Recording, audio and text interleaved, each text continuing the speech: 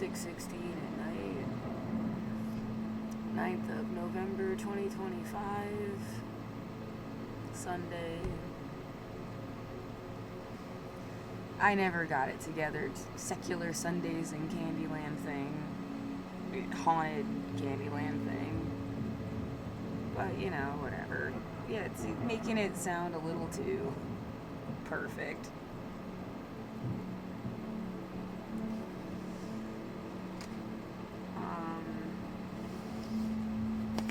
God, I'm dehydrated.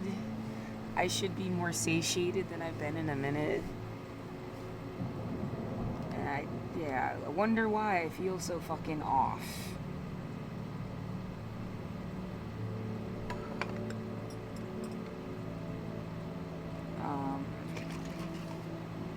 Yeah, no matter how much caffeine from coffee, from matcha, from powdered energy mix stuff, and just can't get. All I keep hearing are like motorcycles and passing out.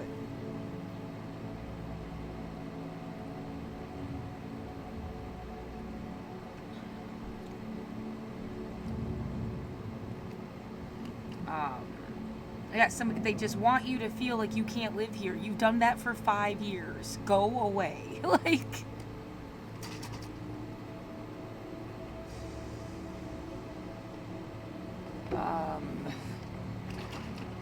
yeah, you and your little special fucking squad of whatever is going on. I'm never gonna guess and give you more power than you've already taken from people. Like,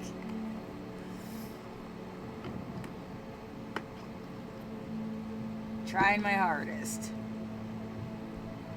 I try to do my best.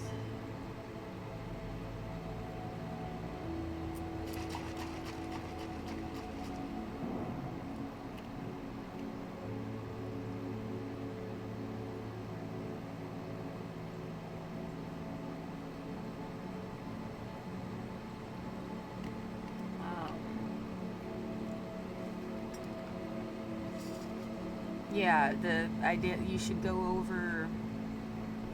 Well, I wanted to make a song on stream about cointelpro, and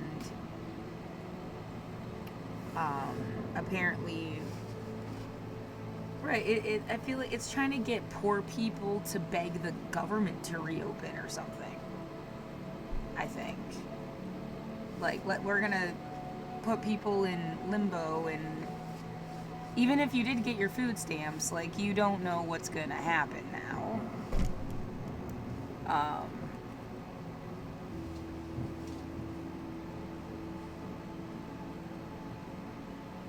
And then, yeah, who's dying everywhere else every time anything happens. You have to be able to look at everything at the same time somehow.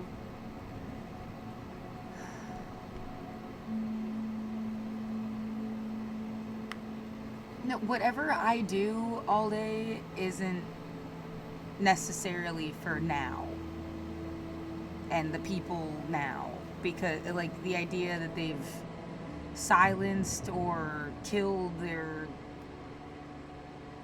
whatever they thought of as their enemies and they're all that's left.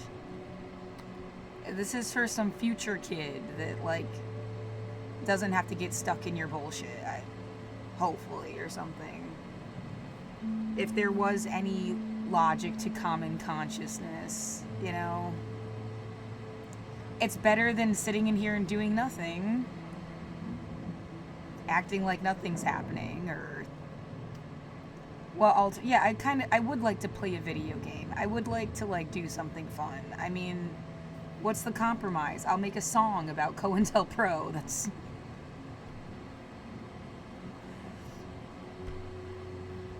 There's clearly, like, someone in the building right now, too. Right? Stomping around. It's really, really fucked up. There's no universe where I am leaving my fucking room. Like, so what, like, no 5 years of stalking me, trying to scare me, doing all sorts of warped ass bullshit. Like, I'm not leaving this room. No, it wasn't braver to go and deal with you. Ever. Like, get the fuck out of my life.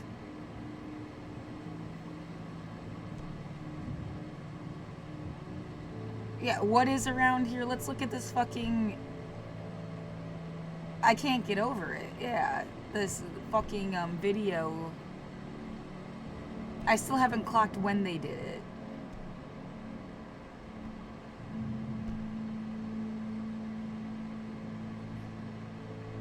Three days ago. Whether or not they recorded this 3 days ago or did it, and then, you know, it took a day to edit it and upload it, or who knows. Well, I mean, for the past, I didn't know Kamala Harris was in town on November 5th. And then when I found that out, it seemed like, oh, people were doing extra weird shit. Because, like, they've been doing extra weird shit when some kind of official comes to town. When Tom Holman was here especially, they made my room smell like piss. And I had, like, a chemical burn on my face. Like, as if it had, like, it was so strong, it, like, slapped me in the face. I mean, who the fuck develops something like that? That could even have that fucking, like, fuck you.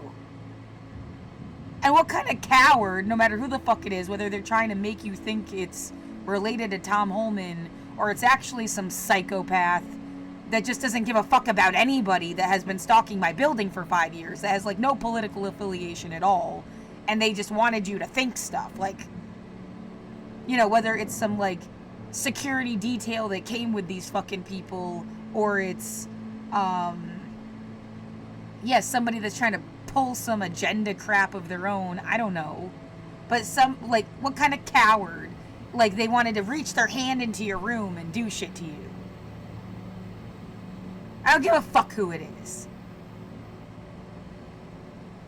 They're fucked up.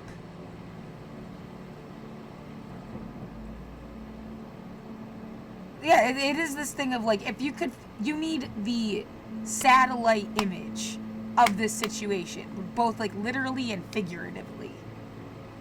I want the whole fucking story, not just what someone wanted things to be or seem like.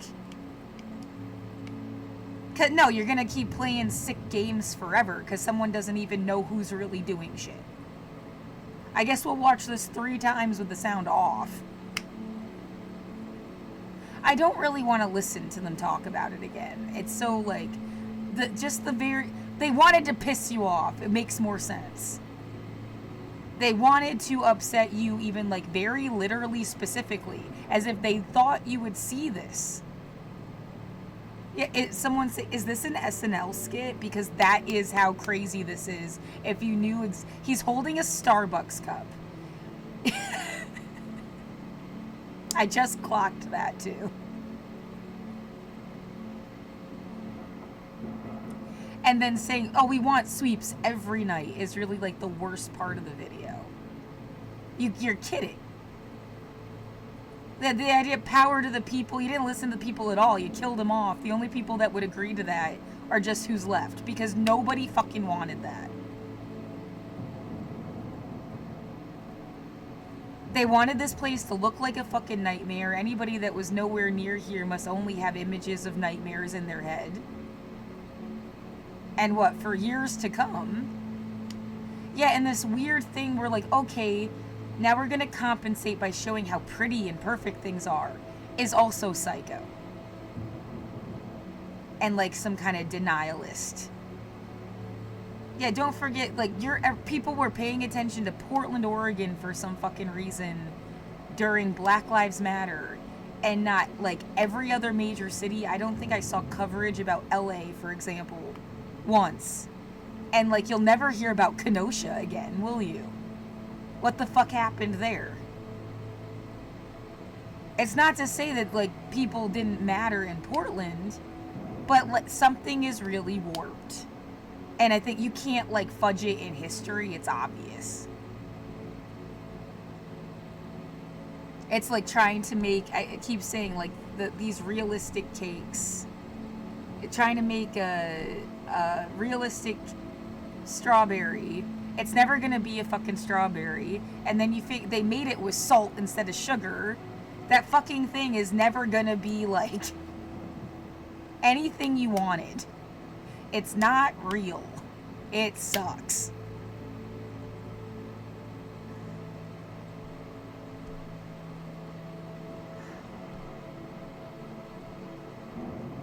Yeah, the difference between the truth and a lie. I want the truth. I want the real fucking strawberries. Not what you made up to be like.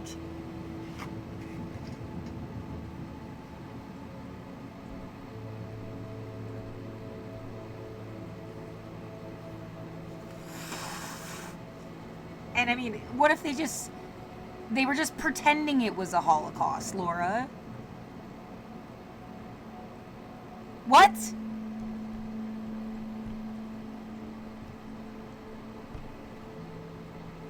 Yeah, no, you really killed me while you were pretending it was a Holocaust then. Like, in that scenario.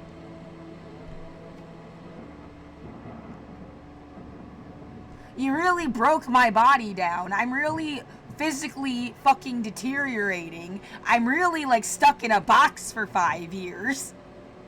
While you just wanted to pretend it was a Holocaust.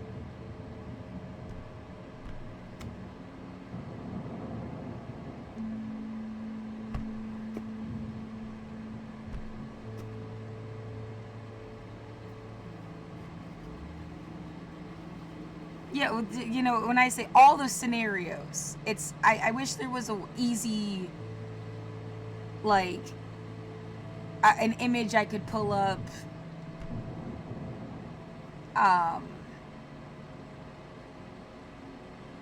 You know, a computer showing every possibility ever or something.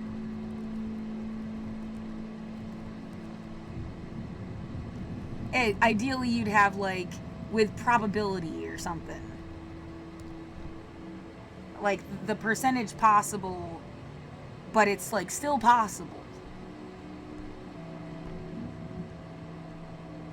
You can't say that I'm crazy for just thinking of all the possible scenarios when I don't know what's going on. That's not crazy. That's using my brain. I'm not saying I know for sure. I'm not making some kind of, like, committed accusation.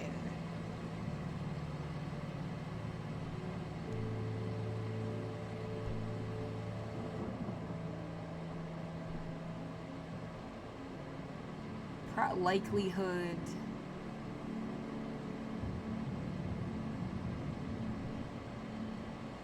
Yeah, finding an image that matches what you say helps a lot.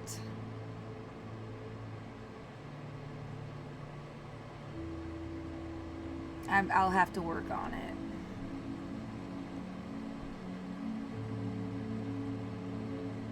No, I'm not almost done or almost home or almost anything. Get the fuck out of my room. Yeah, all of that shit means they're just gonna try to make you homeless. They've been trying to evict you for 5 fucking years, and they expected you to go crawl somewhere and never be seen again. Like, get the fuck away from me.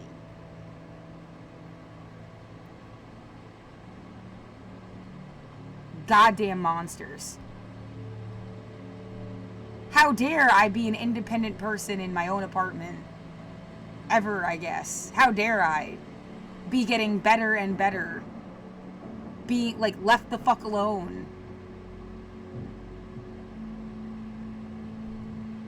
Yeah, how dare I be thriving in Portland in a way I was never happy anywhere else? At least it looked for 5 seconds, you know, until you kept, like, smashing it into my face. Like, how dare you? No, your life was supposed to be a tragedy so that we could use you like a fucking warning whale. Stick your head on top of our car or some bullshit logic.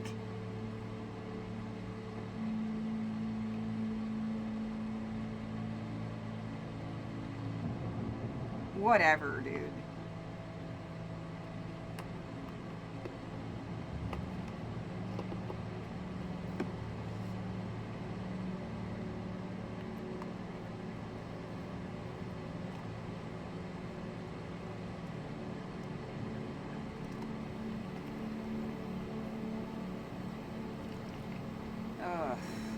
Yeah, now I'm trying to eat the food that would go bad first. I don't know if they are seriously gonna, like, it looks like it's torn between, yeah, talk while you can. I feel like my voice is coming back. They haven't gassed my apartment with whatever for like a minute. I don't know, are they gonna try to do it before I have what the fuck is supposed to happen before next week that's gonna change anything?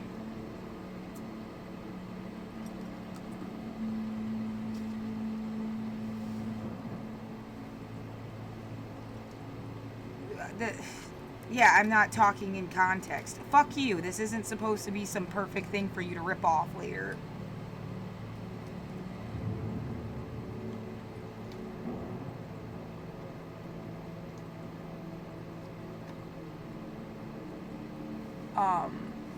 Okay, SNAP benefits. It goes between are you trying to make poor people beg for the government shutdown to end by putting all the food stamps in limbo? And then, yeah, starving makes all sorts of horrible things happen.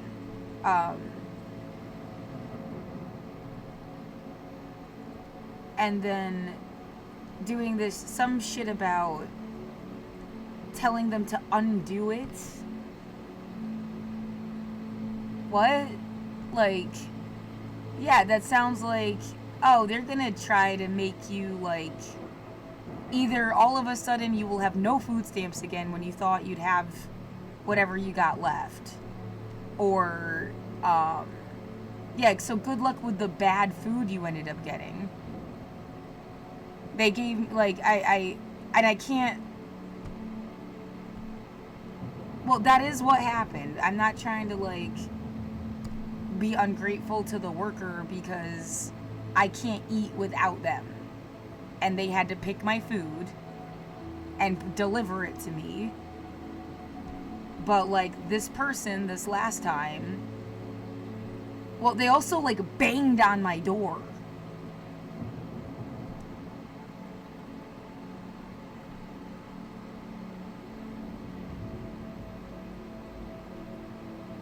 No, I don't need the, like, somebody thinks this is hilarious. Oh, we just like getting your heartbeat going. Why? Because no one fucking likes you and that's the only reason you'd make my heartbeat going? Because, like, it's not going to palpitate out of love.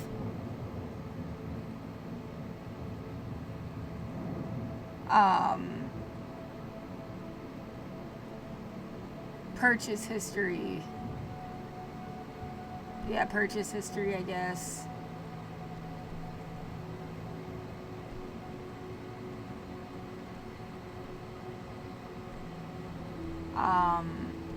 This, I don't know if it'll show up really well on the camera, and when I move the microphone it tends to cut off. Hold on.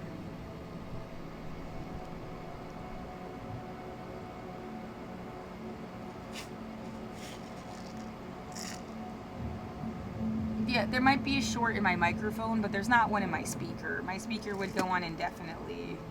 Somebody, like, shuts my speaker off. Yeah, it sends me into a rage because it's like you stuck your hand in my room and you fuckers won't leave me alone. I don't know if you can see it.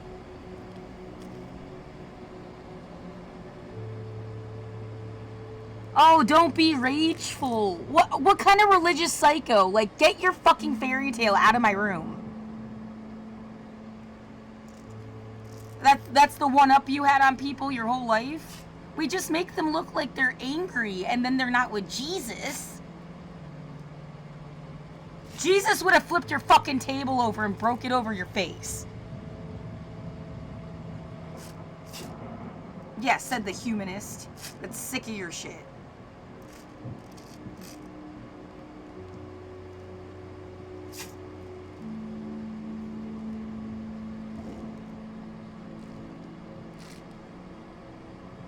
I think it's too hard to tell this way. I've got pictures though. It's just, it's like got gray. No, sometimes there's like a black line on it. That's not it. They're like gray. Okay. Like dark. And it's like all through it. Yeah, I don't want to get sick. It's like that's defeats the point. I mean, you gotta try. You want to eat this? It'll make you sick.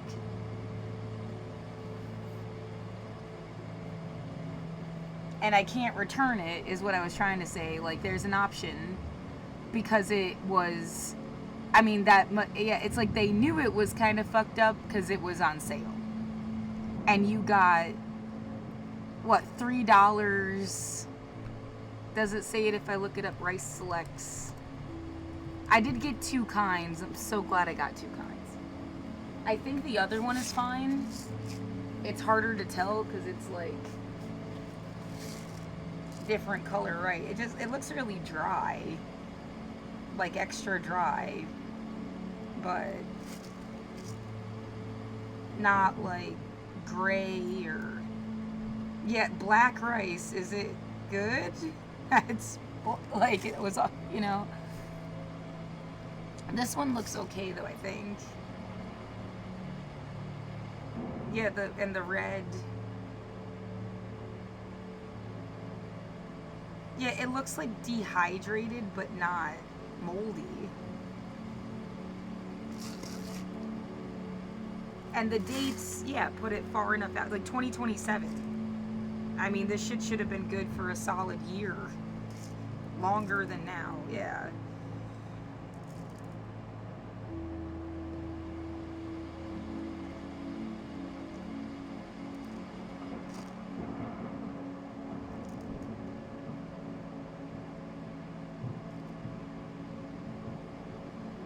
Yeah, this is a mix. White, brown, wild, and red. And this is supposed to be some like risotto type of thing. But yeah, they do this cashback program. I would have never bought this otherwise. I don't see it now, like the cashback is even over or something.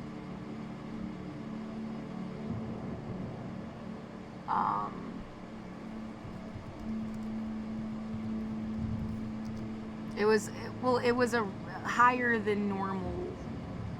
You can do.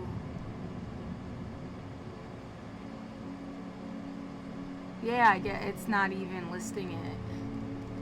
Like rice in general. Walmart cash offerings, cash eligible. This is how I get toilet paper and shit that I need. So yeah, so like $1 claimed. If I had bought this thing, I'd get $1.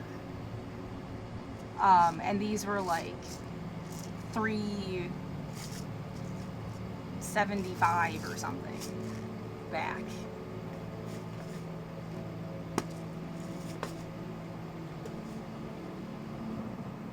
But if I return it, I lose the cash back. So I'm stuck with it. Okay, but now I have $20 in cash for Walmart, and I can get toilet paper and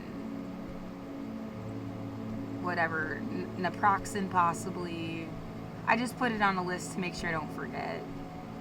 I was gonna wait till the next time I'd get groceries. But like, if they're gonna go and do some weird shit where they, yeah, like if they undo SNAP or what the fuck ever, and I don't like, then I can't get toilet paper. So it's like, should I just get, like, should I really spend $35 more right now, and then I'm risking like not having, like, going absolutely to shit by the end of the month by now getting too much groceries.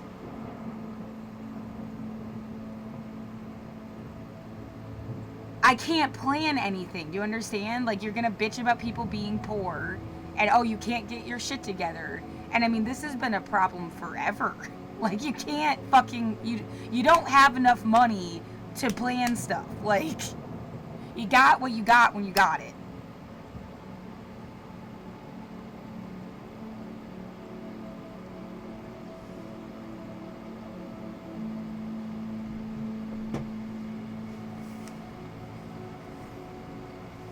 No, I don't have to show off everybody I've ever known and how much they seem better off than me to give you the fucking, like, point. Like, well, it is like, that's all they're gonna say.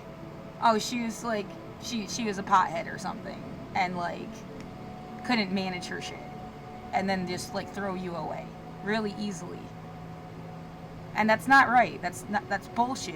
It's not right.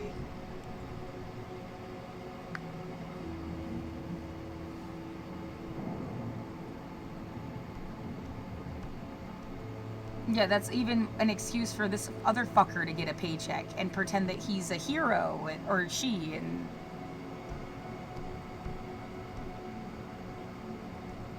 and they get paid to just pretend that they're better than people, pretty much.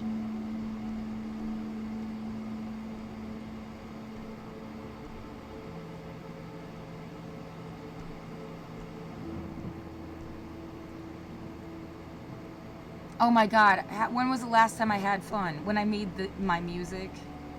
That was the most fun, fulfilling thing I've ever done. Ever. Ever. This was the best thing ever. But like... yeah, it's also because it's more than just having fun.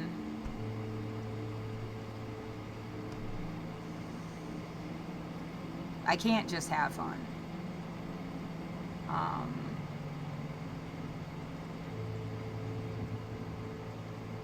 Yeah, the stuff I could imagine too easy happening, whether it would or not. It, like, they even that they did this and took this little tour because they're about to stage like a giant thing where they're gonna push a bunch of people over here, and then can't I imagine a scenario where it's nice somehow? How is it gonna be nice? When they did this in 2020, they pushed a bunch of people literally to this street. It was June 2nd of 2020. I remember because it's my dad's birthday. My dad died. And they had people screaming crazy shit. This girl, I think her name is Ariel because other people were like yelling her name. I do not know her. And then the guy that lived upstairs had her in the fucking building. I have it like in email that she was removed from the building a few times. That's the bullshit excuse they have for knocking on my door and say, oh, they have the wrong floor and the cops are here. It was for that girl. Whoever the fuck Ariel. People have been fucking around really bad. You need to stop. I'm not gonna sit here and just guess what the fuck you're doing all the time. It's driving me crazy. Yeah, I don't even know. And it's like, here, we're playing the same things over and over and over again. Yeah, I know. Like, it's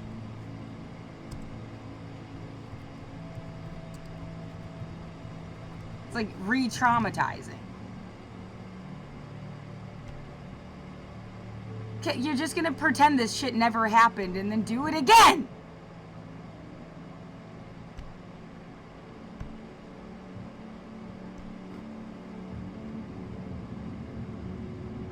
Yeah, you would be upset too.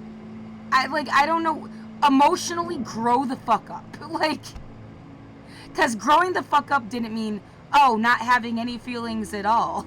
Like, maybe that's why you're confused. Oh, we thought, see, we don't care what your problem is, so you're just like a child throwing a tantrum to us. Because that's what, no, you fucking moron. You just have no soul. Like, brief and spectacular take.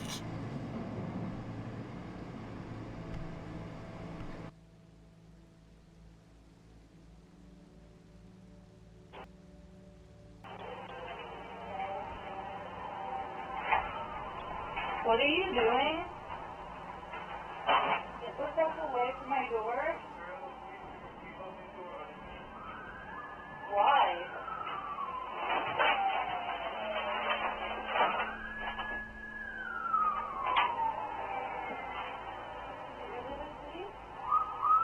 No, dude. Get the fuck out of my apartment. What is it? What fucking shit? Your apartment. Oh my god, what the fuck? Fucking psychopath, dude. You said it was the cops and I have it recorded. Get the fuck away from me.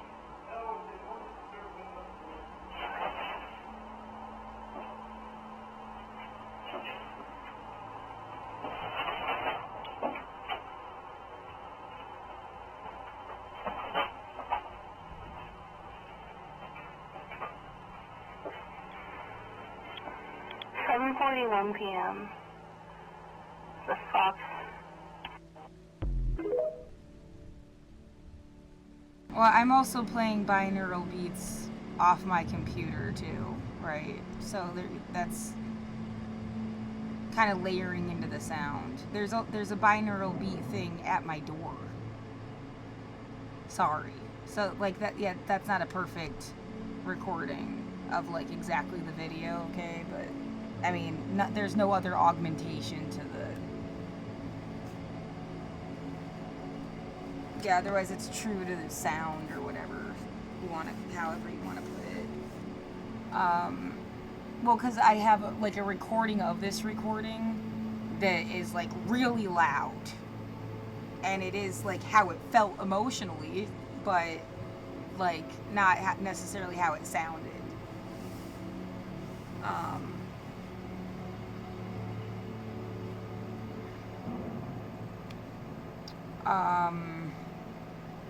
And what? Yeah, you can go through the fucking cyclone thing again. Like, yeah, that's the same person, and they flooded my apartment. But like, then you have to go through all of the thing again. I'm just like, what am I? I'm trying to fucking focus. And that's how you end up talking about the same shit over and over, because it's almost like an essay, and now I have to talk about this part for you to understand that. Well, don't just pick one person and act like that was just this one guy. It's been like multiple fucking people. Yeah, really, the neighbor lady has been worse in ways. Like, that's why I can't go get my fucking mail. And it's her coordination of shit in my hallway. That guy lived upstairs. Yeah, they were like punching my ceiling, their floor, but also people banging on the wall next door, like they were like coordinated.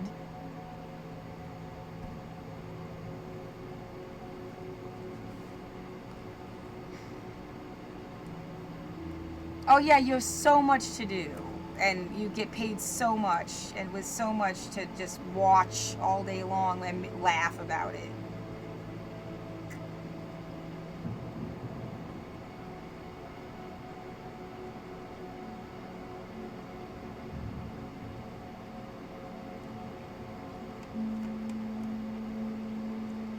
Yeah, the guy said he was a retired cop from New York City. Yeah, I thought, like, oh, he smokes pot. Hooray. We hung out once for like 8 hours. Well, it's like, who the fuck is this person that tried to push yourself? And it's just like, yeah. And what do you think the fucking coordination is here? Yeah, should I just play the thing about Atlanta's cop city? What point do I, like, really need to drive home here? COINTELPRO shit. They're making my room smell like food. I want to make food myself. I don't want to choke on your fucking bullshit. No, I bet the people that run this fucking street hate my guts. Or something. Like, fuck you then. I'm not your fucking enemy. Stop killing me. I haven't even seen outside in 5 fucking years because of you and your fucking friends. Because you want to do some territorial pissing bullshit. Get out of my apartment!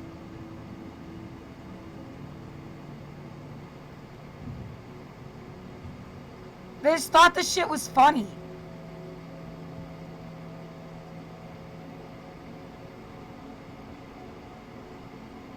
I'm choking on someone literally blowing shit into my window right now. Like, I can't talk. I can't breathe. There's no fresh air.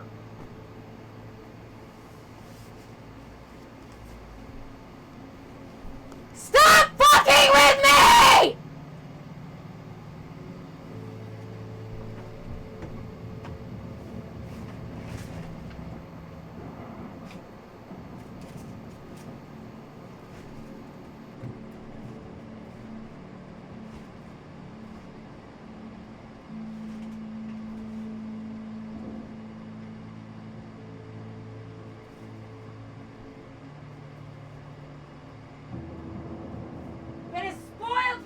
Liar your whole fucking life! Get out of my life!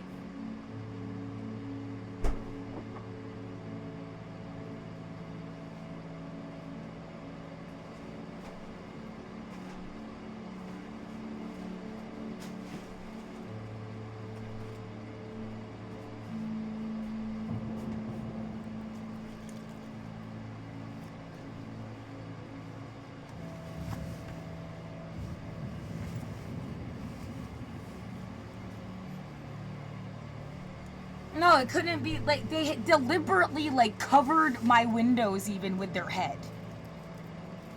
What, is it the ugliest thing on the street? Yeah, we're gonna stage a bunch of crap and then we'll show it off and pretend that was why. Like...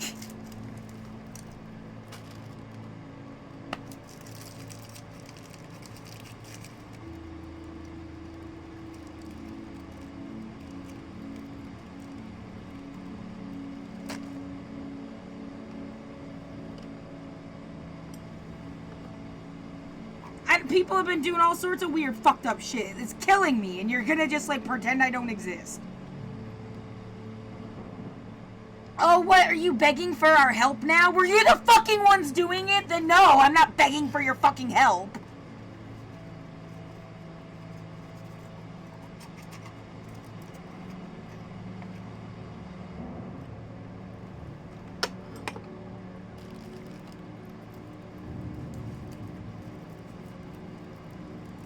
We're just gonna pretend and make up shit because there is no good excuse.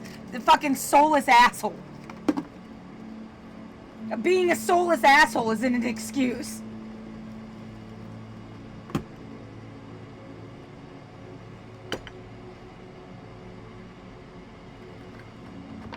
We thought it was funny.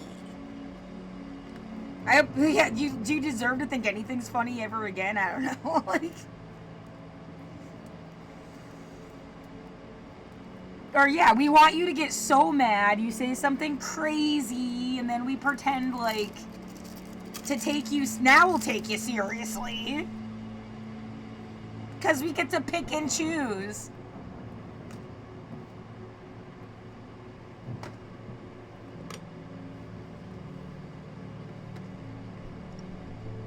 No, emails I've written.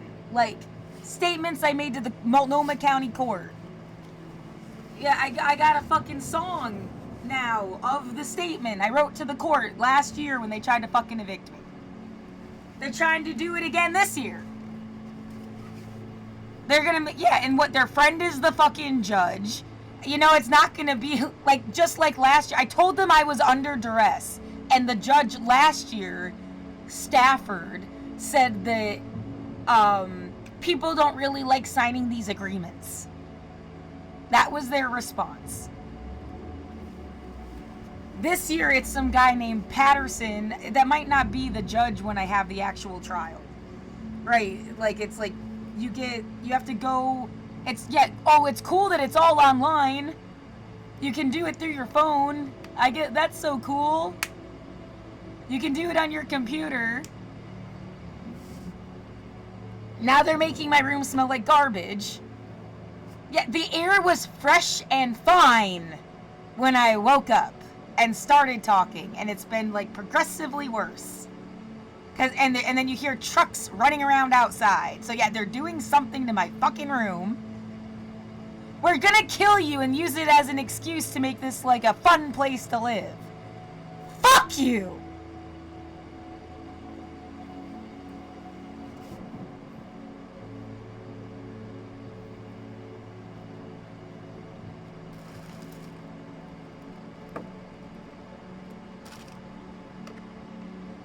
Oh, she died from all the pollution. We'll just make it a car-free zone and it's like a party every day. They killed me! They're the fucking ones that killed me!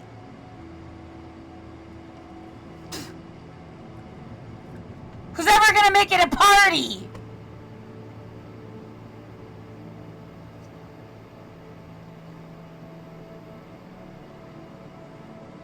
Warped asshole shit.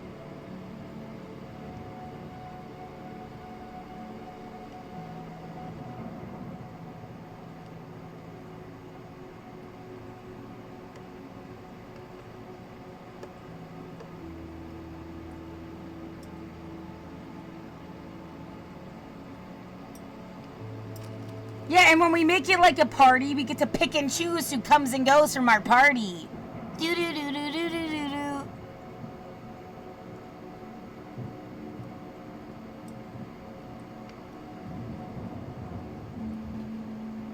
Oh, you won't suck our dick just like that bitch we killed?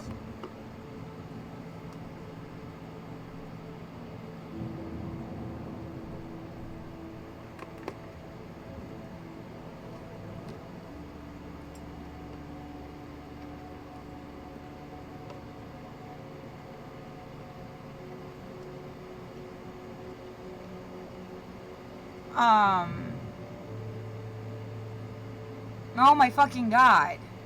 What, yeah, it could be a different judge. When I did the remote hearing thing to schedule the trial or what the fuck ever, the guy kept mispronouncing my name on purpose. He kept saying Jamari.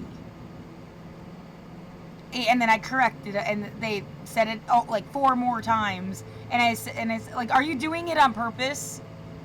If I called you, would you like it if I called you Patterson? Because their name was Peterson.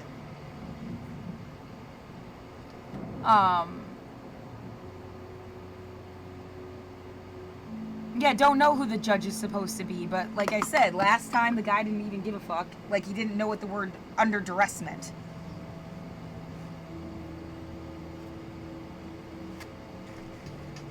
Yeah, the idea, they evict people every day into homelessness. They don't care. Like, they just follow the script and they get paid. Like, what the fuck is, there's no reason to personally, like, take it upon themselves to give a shit that they just, like, killed somebody. There's always, like, 10, 20 other fucking people when you go to the fucking hearing thing.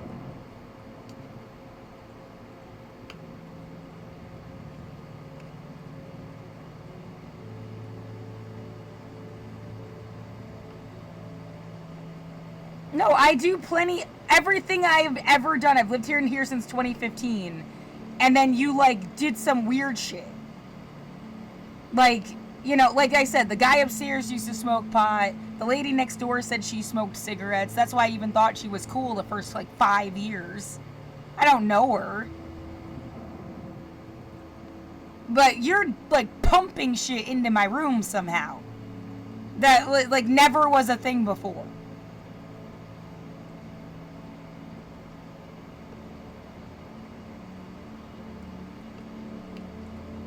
Yeah, no, it's not just like, well, but she's been isolated, that kind of amplifies stuff. No, you amplified stuff. Like, obviously. It's just, and the idea that, oh, this civilian that barely had technology in 2020 can't really, like, record, I don't even have space to record 24 hours of my life. Like, every single fucking day. Yeah, I can't afford the data plan to stream 24 hours there. And, like, what the fuck forced shit is that?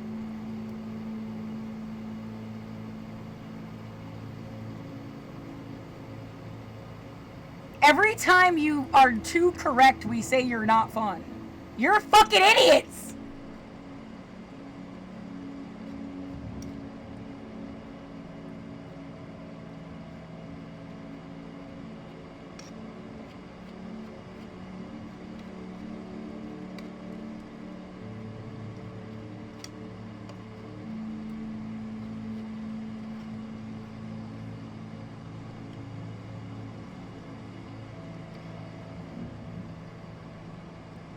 Really gross fucking idiots. Yeah, that just want me to be mad at all the same things as you, and you're not gonna get fucking anywhere, and neither am I. Wasted everybody's fucking life.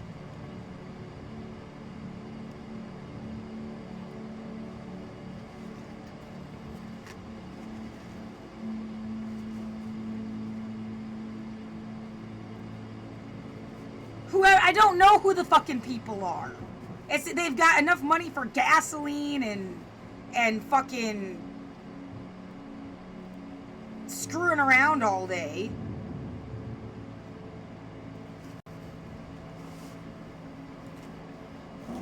That's about all I could know about them.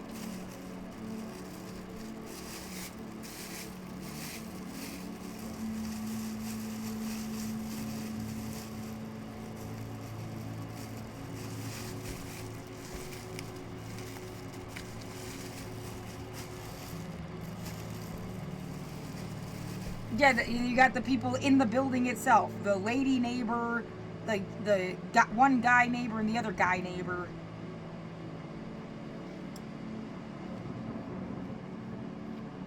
In a very direct way that I had recorded, yeah.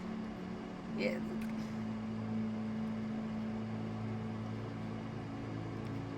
Yeah, as opposed to things I can't get recorded even, like, you know, every smell.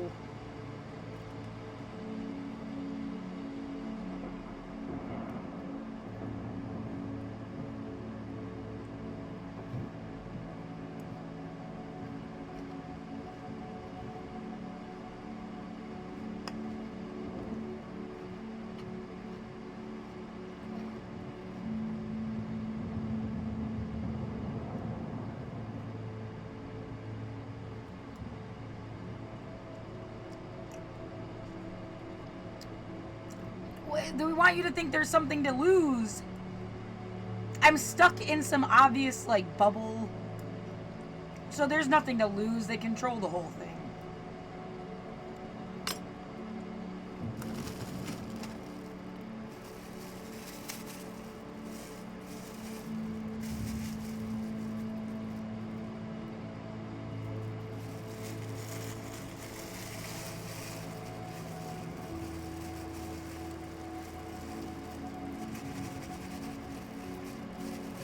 Yeah, that's exactly what they're gonna stage all of this shit again.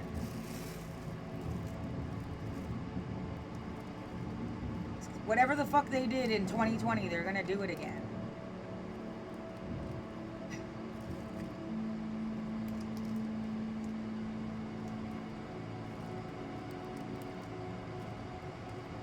It's a guess. It's a, yeah, probability.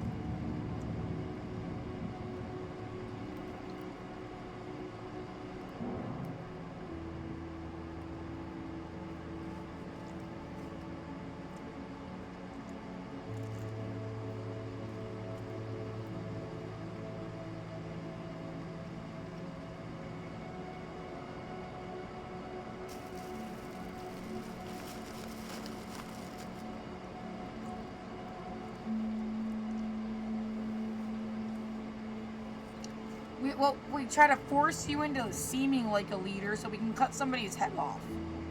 I'm not your bitch. Fuck you.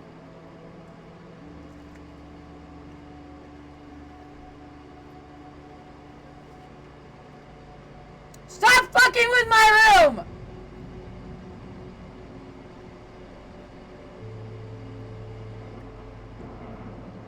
Why is that so obvious to me? Well, it was 5th grade when they did this, like, be a leader, not a follower thing. And drilled it into my fucking skull. Like,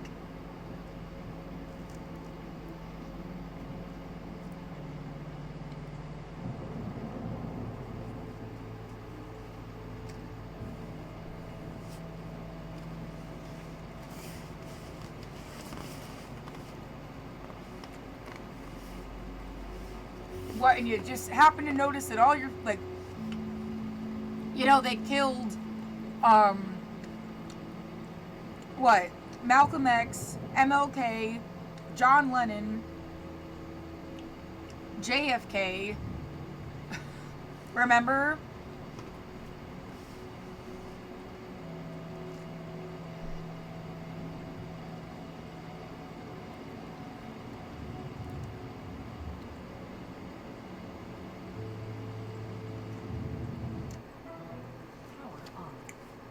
Oh, a moment to record them shutting my speaker off.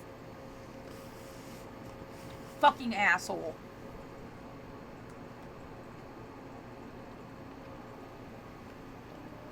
Come on, we want to pretend stuff and you won't let us. Yeah, go fuck yourself.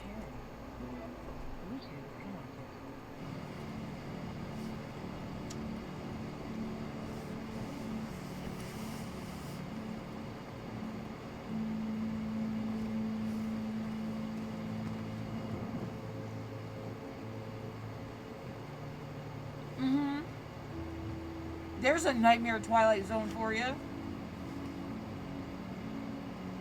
What if they had killed all the fucking homeless people and they're just pretending there's more now? And all the 12,000 people you're gonna see. Maybe not everybody, right? Because I could likely be homeless. Well, they, like, maybe they were made homeless genuinely and then taken over. Militarized while they were homeless. But they're, like, actually some kind of military.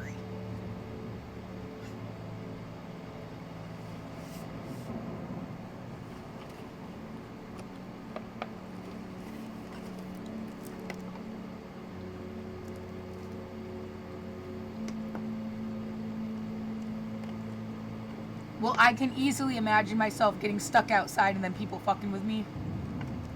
And then you're somewhere saying, like, oh, they're all military people. And there's no way for me to say, no, I'm not. Because, like, I can't even get internet now, or it's harder.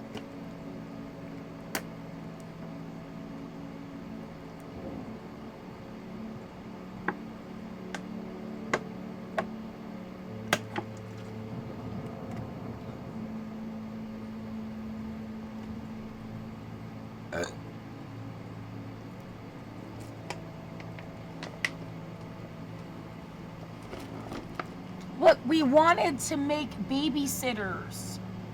We just wanted to design like a Barbie girl that was cool enough to babysit kids we didn't understand. And they're gonna look the part but do what we say. That's all we were looking for with you, Laura. You imagine them like...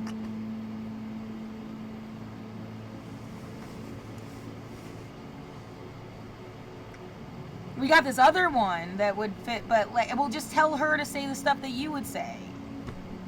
Get the fuck out of my room!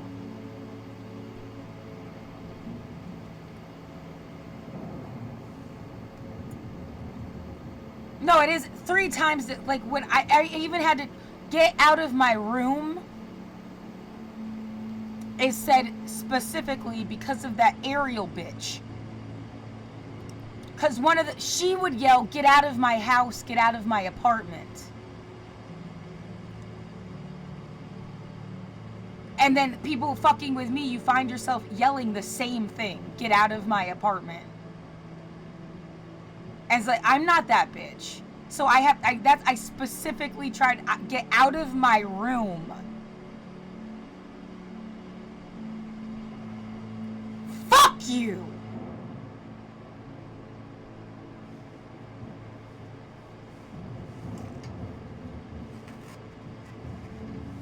No, I want that satellite fall from the fucking sky on the idiot's head and no one ever has to worry about this shit ever again.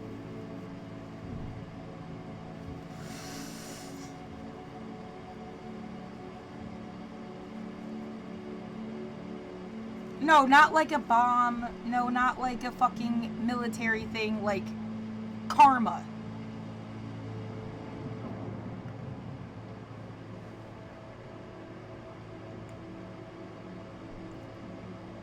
I just have no better words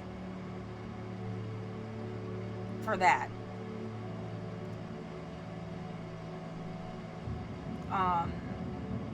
Right, exactly. What could there ever be? You either, like, they fuck up somebody's life, they kill them, or they use the legal system. But, like, what other route is there to some sort of justice? Like, I'm supposed to figure that out for you while I'm stuck in your concentration camp. Like...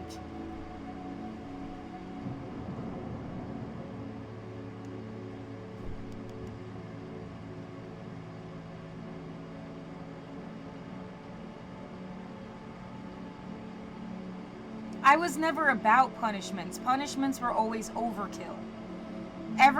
I never deserved shit that happened to me. A very easy, like, specific time, my dad, like, tried to be a dad. He was getting pressure, I guess, from, like, the therapists and stuff. They came into our house. They told him he wasn't doing it right. They put a list on the fucking refrigerator of, like... I mean, granted, yeah, my tongue was brown. 'Cause we just drank soda. It was brown. That's not good. Yeah, no one was teaching anybody to brush their tongue really in the 90s. Like, I feel that was like a 2000s thing. Well, so, like, there was a lack of care because people don't even know how. As it is weird, as if, like, they don't know what people eat. They don't know how much water they're supposed to drink.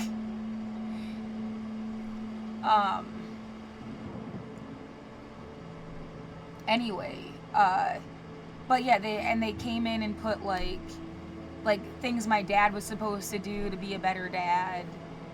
And it was, like, the one time I was, like, hanging out with somebody, like, we were friends.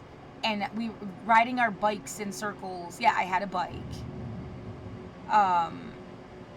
Well, that's supposed to be a mark of, like, oh, you're not that poor. You had a bike. Bitch, we're on food stamps. You have to be audited by the government to, like, have disability assistance, food stamps. I'm poor.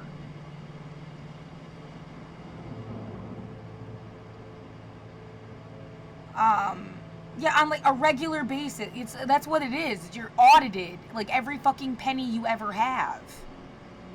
to have those assistance programs. So anyway, so I was riding my bike around the block with this other girl, and yeah, the sun went down, but there was no rule in the house about, like, there was no rule. There's no reason to be mad at me.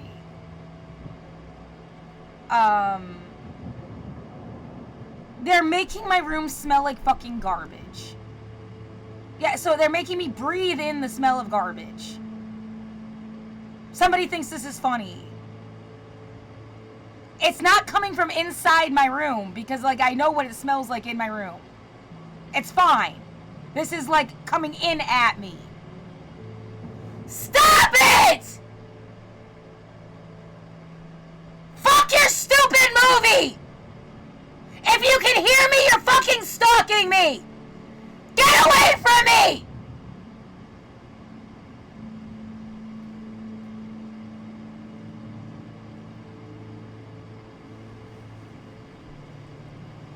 It's making, like, a snot thing drip down the back of my fucking throat.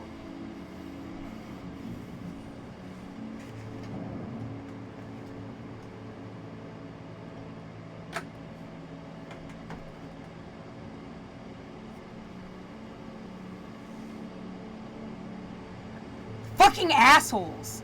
Oh, I bet they're, like, scared and want to get their way. If anybody actually found out what the fuck they've been doing to me. And gave a shit. Yeah, oh, quick, give her pneumonia.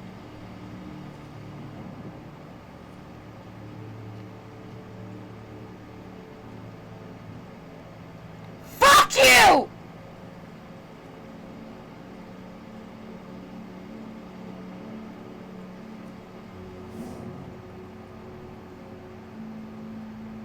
Oh my god, yeah, I lost my train of thought. It's like in my mouth. They're just like testing shit out on me. You should all fucking die then. You know who you are specifically. Just drop fucking dead.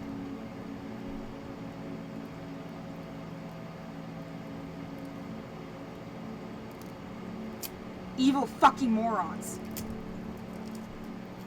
Come on, we just wanted her to say stuff like that. Come on, like people will never understand or something. You're fucking stupid.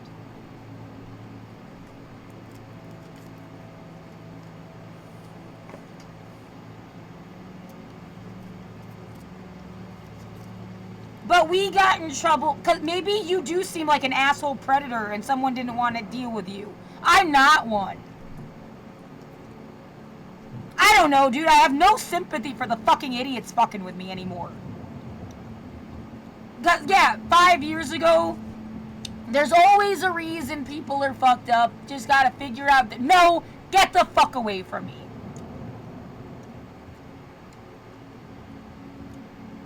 I would never be you, no matter how fucked up shit got. Get away from me.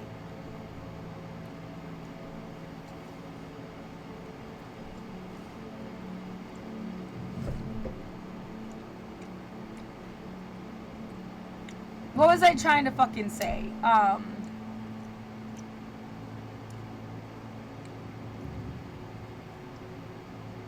Yeah, I'm busy and you do nothing. You do nothing. Get away from me.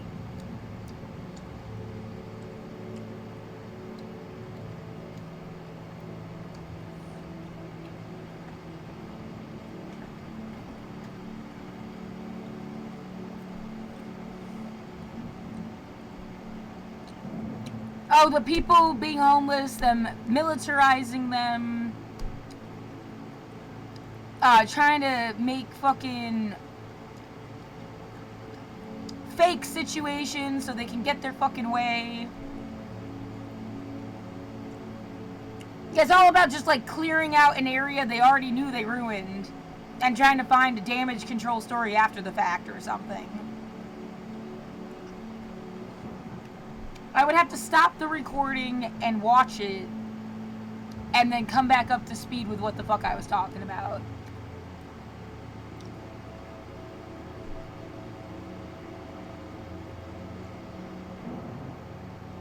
I could stop streaming, but not, yeah. Stop streaming.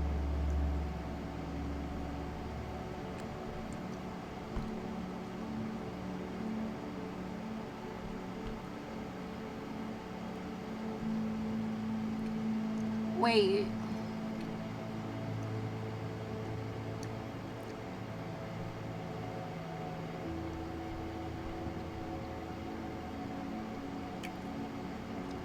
Wait some more. Wait a little bit more. I guess you wait a solid like minute. It just thinks you disconnected.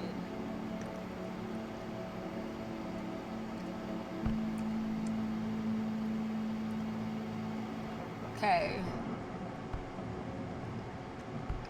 God damn. Start recording. 6:16 at night.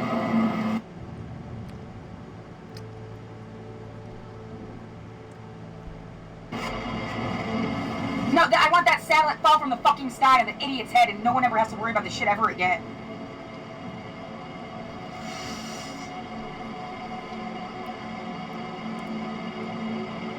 No, not like a bomb. No, not like a fucking military thing, like karma.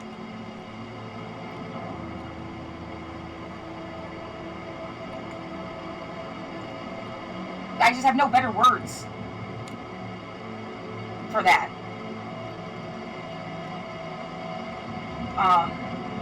Right, exactly. What could there ever be? You either, like, they fuck up somebody's life, they kill them, or they use the legal system. But, like, what other route is there to some sort of justice? Like, I'm supposed to figure that out for you while I'm stuck in your concentration camp. Like,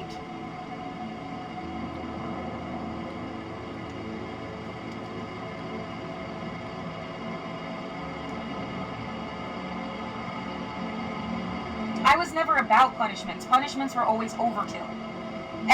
I never deserved shit that happened to me. A very easy, like, specific time, my dad, like, tried to be a dad. He was getting pressure, I guess, from, like, the therapists and stuff. They came into our house. They told him he wasn't doing it right. They put a list on the fucking refrigerator of, like... I mean, granted, yeah, my tongue was brown. Because we just drank soda. It was brown. That's not good. Yeah, no one was teaching anybody to brush their tongue really in the 90s. Like, I feel that was like a 2000s thing. They're overcompensating about trying to be that. Yeah. I think that. Well, so like there was a lack of care because people don't even know how. That's It is weird, as if like they don't know what people eat. They don't know how much water they're supposed to drink.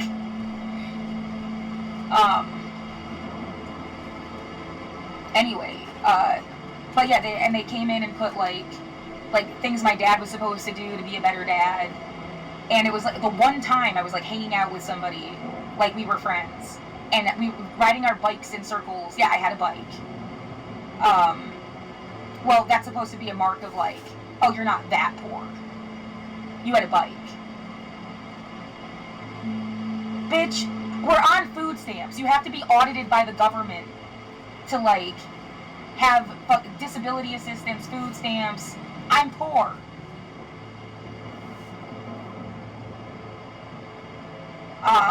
Yeah, on like a regular basis. That's what it is. You're audited like every fucking penny you ever have to have those assistance programs. So anyway, so I was riding my bike around the block with this other girl, and yeah, the sun went down, but there was no rule in the house about like, there was no rule. There's no reason to be mad at me. They're making my room smell like fucking garbage. Yeah, so they're making me breathe in the smell of garbage. Somebody thinks this is funny. It's not coming from inside my room, because like I know what it smells like in my room. It's fine. This is like coming in at me. Stop it! Fuck your stupid movie! If you can hear me, you're fucking stalking me! Get away from me!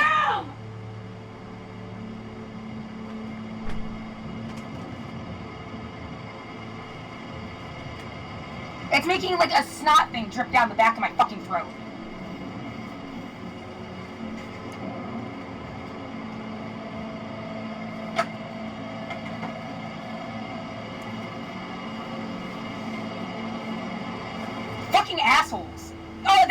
like scared and want to get their way. If anybody actually found out what the fuck they've been doing to me.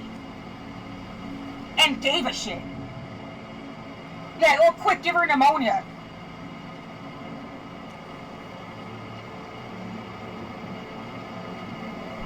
Fuck you!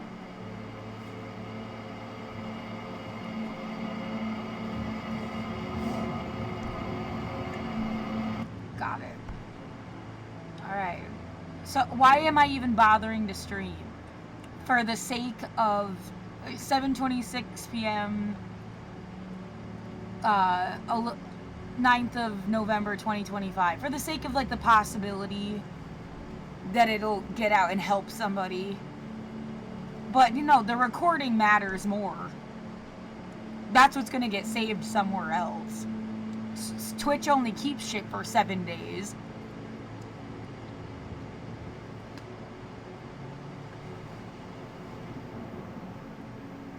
It looks like I was talking about my dad and him overcompensating a punishment. Yeah, I have like all this shit I could say about my gram, I guess. You just want me to do that first? Fuck you, stop hijacking my memories and telling me when to say anything.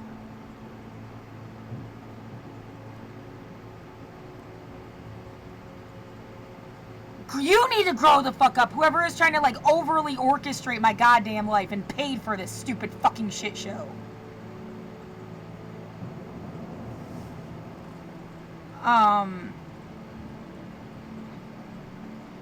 So yeah, I was talking about punishments, what's ever supposed to happen, what's ever supposed to be justice, and feeling like my whole life people like overdid it. Nothing I did deserved the shit they did to me back. And yeah, my gram was shitty at punishments. I get the feeling like I got beat before I can remember. But it's like a feeling I have in my bones. There's also like a memory of like falling down the stairs. Maybe that's why it's a feeling I have in my bones. Which again, I would think might just have been a bad dream, but my mom said it happened. She just said it happened at a different place than I remember.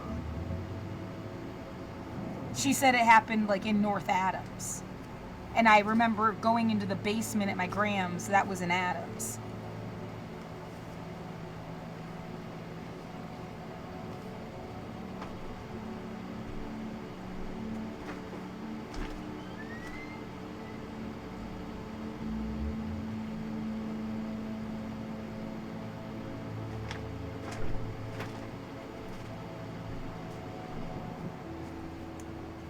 Yeah, exactly. Could you imagine if, like, I had been from New York City or Boston or whatever, and, like, the narcissism of anybody being mad at you for, like, remembering anything and saying where you were from, and at, like, a place that, just, like,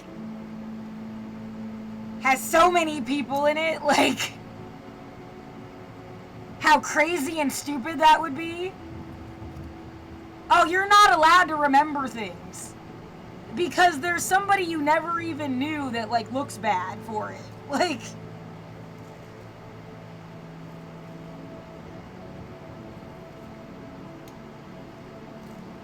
Yeah, I was born in the hospital in Pittsfield. I never lived in Pittsfield. I was never a resident of Pittsfield.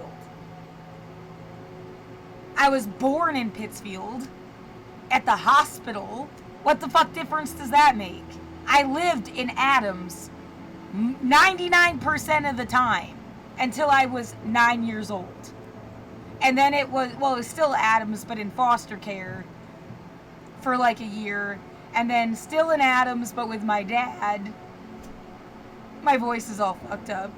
But with my dad for like, I don't know, 3 to 6 months or something before they said, you want to go to Milton Hershey School? In Pennsylvania. I remember like hating it, like driving up to the fucking sign, welcome to Pennsylvania, and just like trying to push myself as far back in my seat as I could, as if it was gonna like delay the entry just a little longer. And then he moved to Hershey when I was in 7th grade. I don't know if that, like, no one knew where I was from or something, and it didn't even matter anyway, but, like...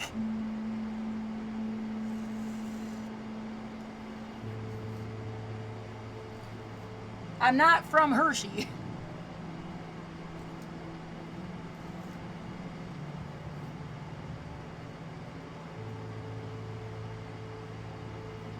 Yeah, and then he, like, immediately had some, like, nervous breakdown, went to the hospital, and was never the same. Period. Whether you like him or you hate him, whether you knew stuff about him, I never knew about him, whatever stupid fucking story you want to play into, like, that's what happened. Well, if people are fucking with me here, was anybody fucking with him? Have people been fucking with people, like, the whole time? Why couldn't you tell me? You should have found a way to tell me.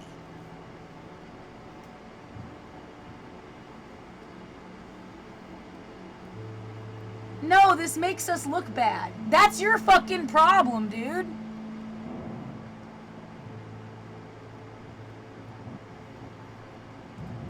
Right, what am I supposed to say? Look at Trump. The guy couldn't look worse, and they made him the fucking president. What do you want, bitch?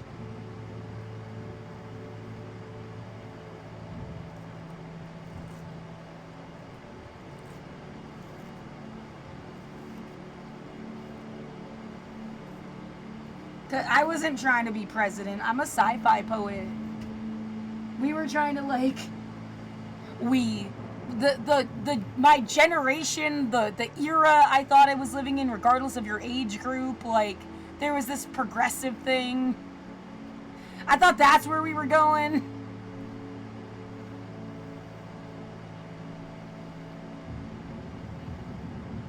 No, you wanted to pull a fascism because people were bitching about capitalism or something.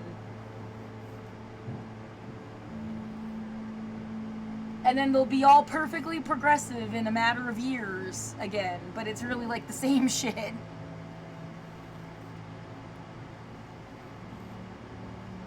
Yeah, maybe we have to wait for some generation to die, and they're trying to pick and choose their favorite little, like, dogs to shepherd the sheep.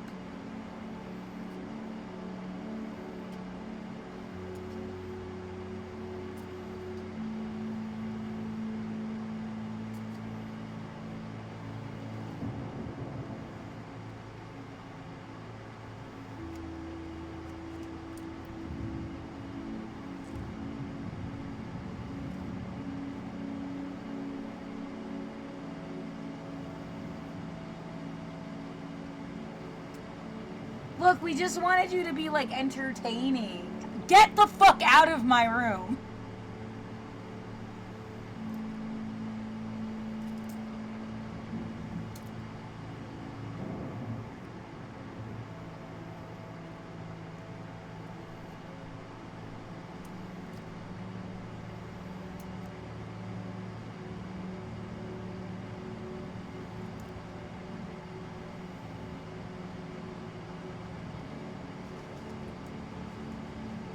So, yeah, I was trying to talk about punishments and what I'm saying, overcompensation, because I can see where my dad was getting pressure.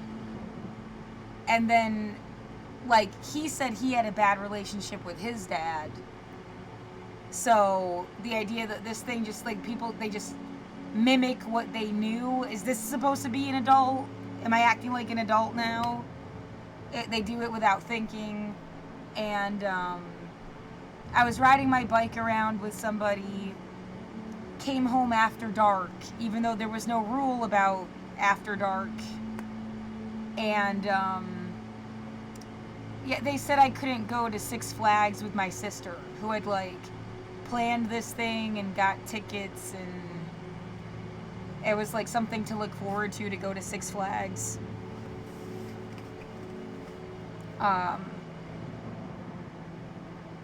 And yeah, that's not like, oh, the worst punishment ever. It's not like they beat the living shit out of you or something, right? But, like, it's a good example of just, it made no sense. There was no rule.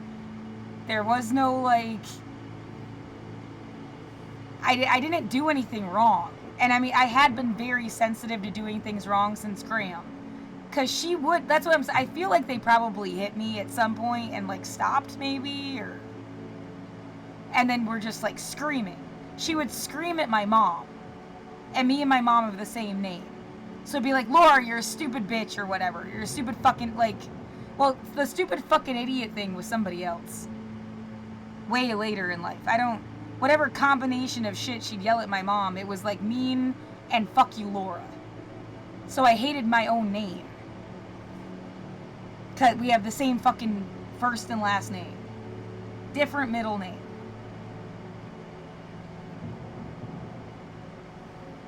I must have spent 200 hours with her my whole life. Like, what the fuck? Get out of my room.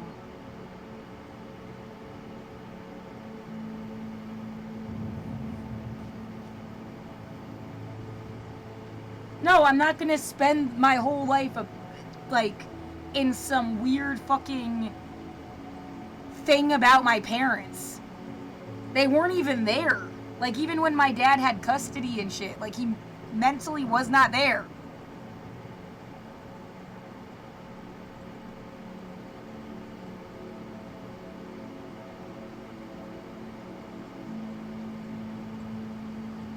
Yeah, it's just true to life. I have sat and listened to Hassan Piker talk, and he talked to me more than my dad did. It's like clocking in at 2,000 hours or something. You know, he's just talking at you. It's not even a conversation. But like, I mean, how many other people in the world have I sat there and listened to them talk that much? And even like had time to spend with them that much? I think it's like more than even friends that I had.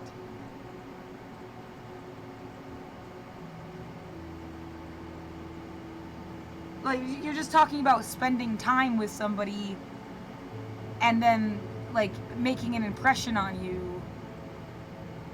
It's more than people like I really knew.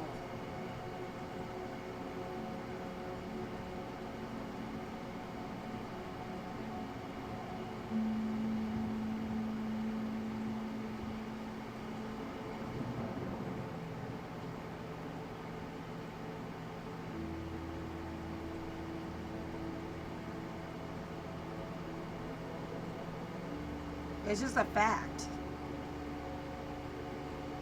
Yeah, I bet a lot of people, it's like that, but with like Amy Goodman or PBS NewsHour, like, or even whatever, their favorite news shit, NPR. They've spent more time hearing somebody talk they've never met.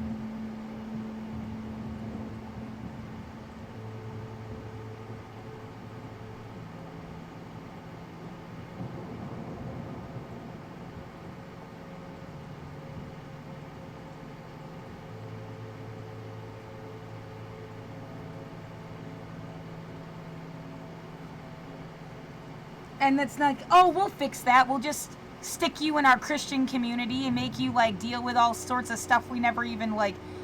Get your hands off of me.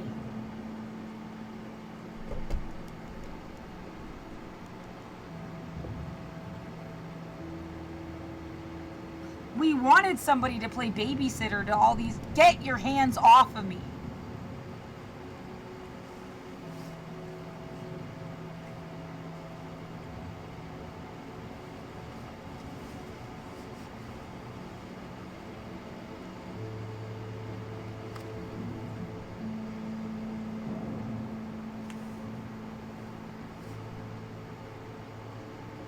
If you talk about your dad, we're going to make your room smell like garbage. Why? Did you have something to do with him dying or something? Because why would you need to, like, try to persuade me not to talk about him? Fuck yourself. I'm not a dog. Your Pavlov shit is stupid. And stop trying to make my life about other people, you fucking loser.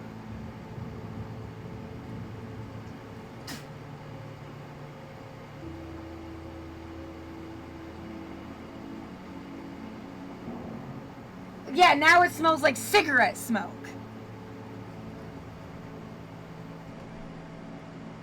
But, like, it's like we birthed you just to have you do this for us. You're fucking demented. My life is a goddamn human rights crime. Get out of my life!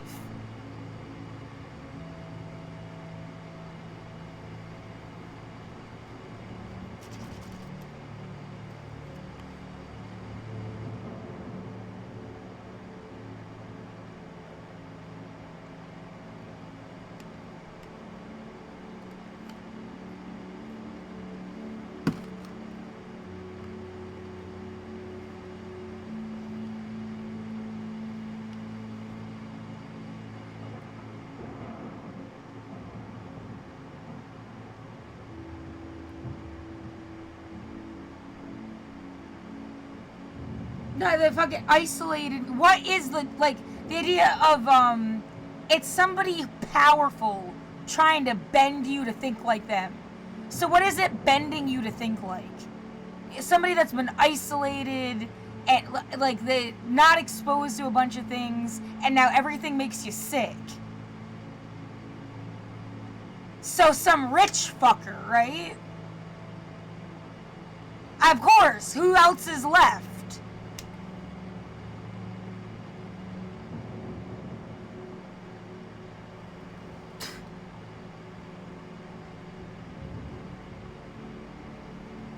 Oh, come on. We'll make you so sick with all this stuff. You'll be so happy when this lunatic shows up and hides you in his basement. Get the fuck off of me!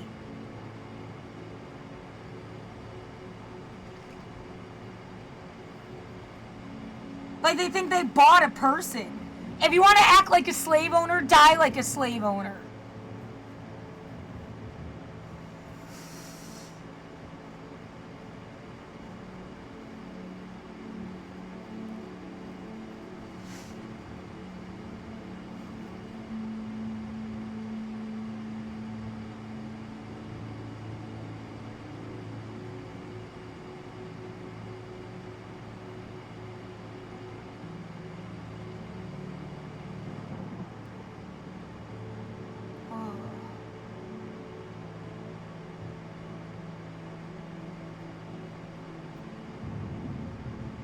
Well, so, yeah, I remembered what I was talking about, I guess. Cool, great.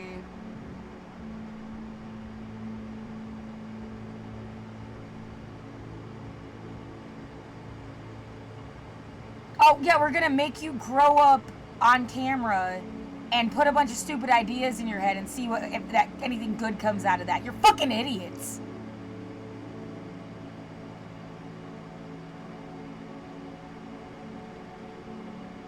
Right, and then blame you for it when your life was so contrived. Like,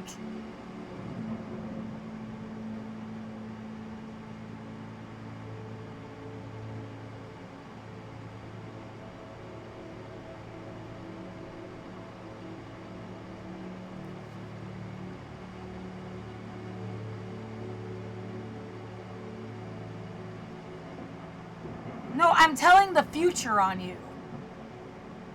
Get the fuck off of me!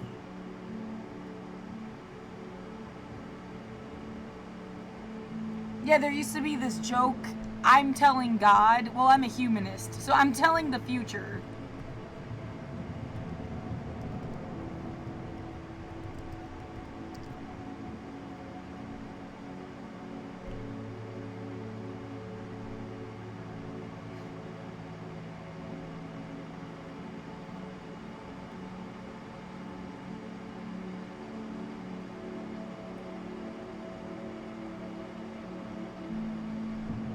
Again, now making my room smell like garbage again, so you know it's like definitely something like on and off. They could just stop and go the fuck away.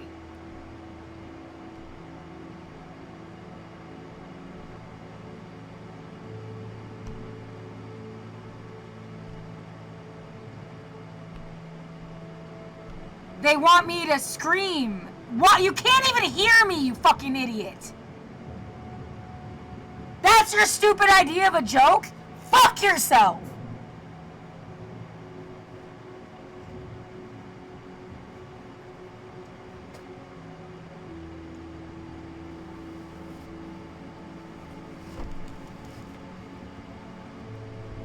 come on, we have to stage this thing. Go fuck yourself.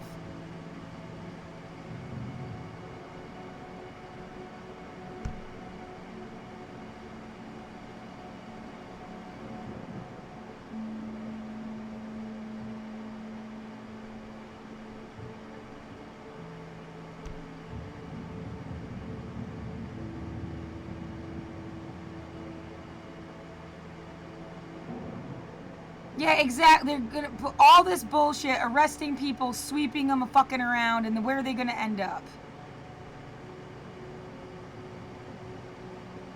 And then what, get cleared again? Because that's what happened.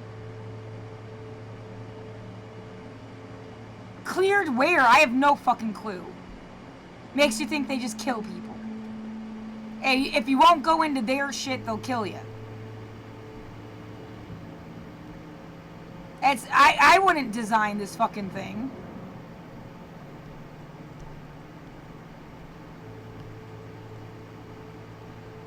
Stop saying this is our home. You're an asshole. Go live in your fucking home then. Get out of my room.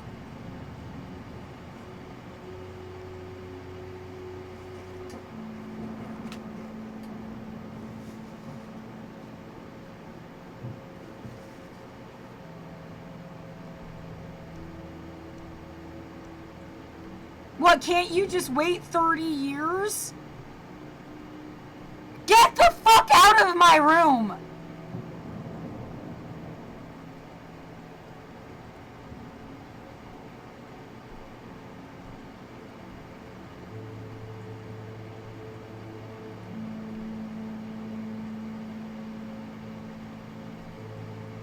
No, there's shit. I feel like my fucking. Yeah, they gave me like a brain issue.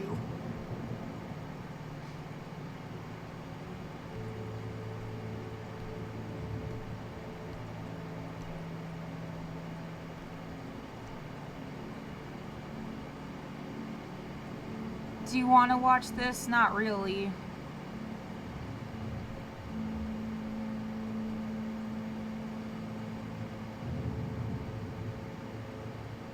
No, I feel like I was just choking on garbage for 20 minutes. Everything tastes fucking disgusting. I fucking hate you. I don't even know who the fuck you are. And so help me God if you give me fucking pneumonia, you stupid piece of shit.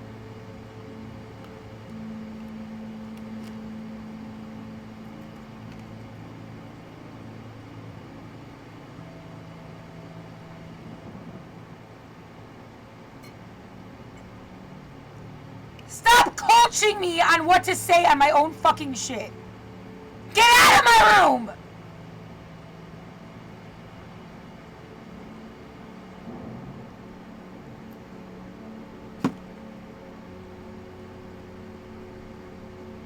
No, you're a fucking asshole! Get out of my room! If you can hear me, you're fucking stalking me.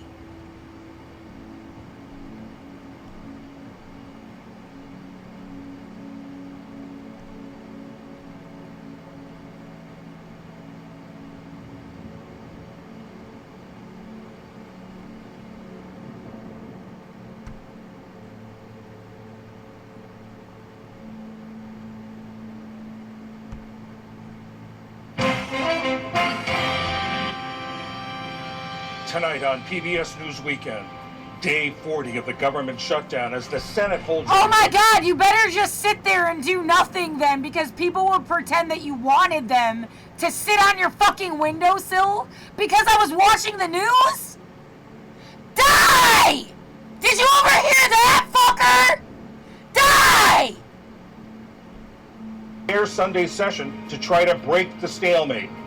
Then a new study suggests a troubling connection between medical imaging and pediatric cancer, and the effect ending USAID funding is having on countries like Indonesia. No, we can't pretend shit if you tell people to get the fuck away from you. Exactly, fucker!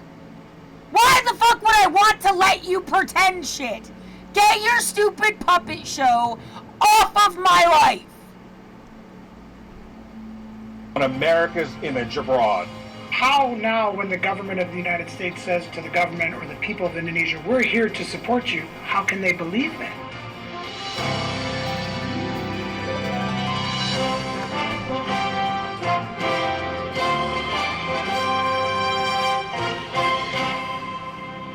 Major funding for PBS News Weekend has been provided by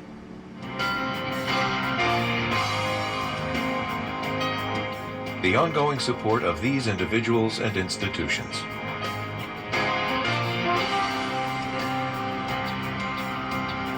And friends of the NewsHour.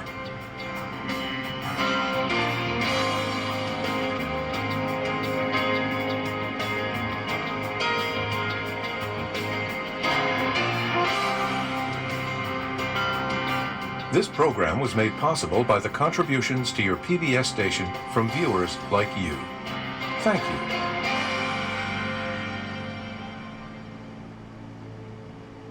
Good evening, I'm John Yang.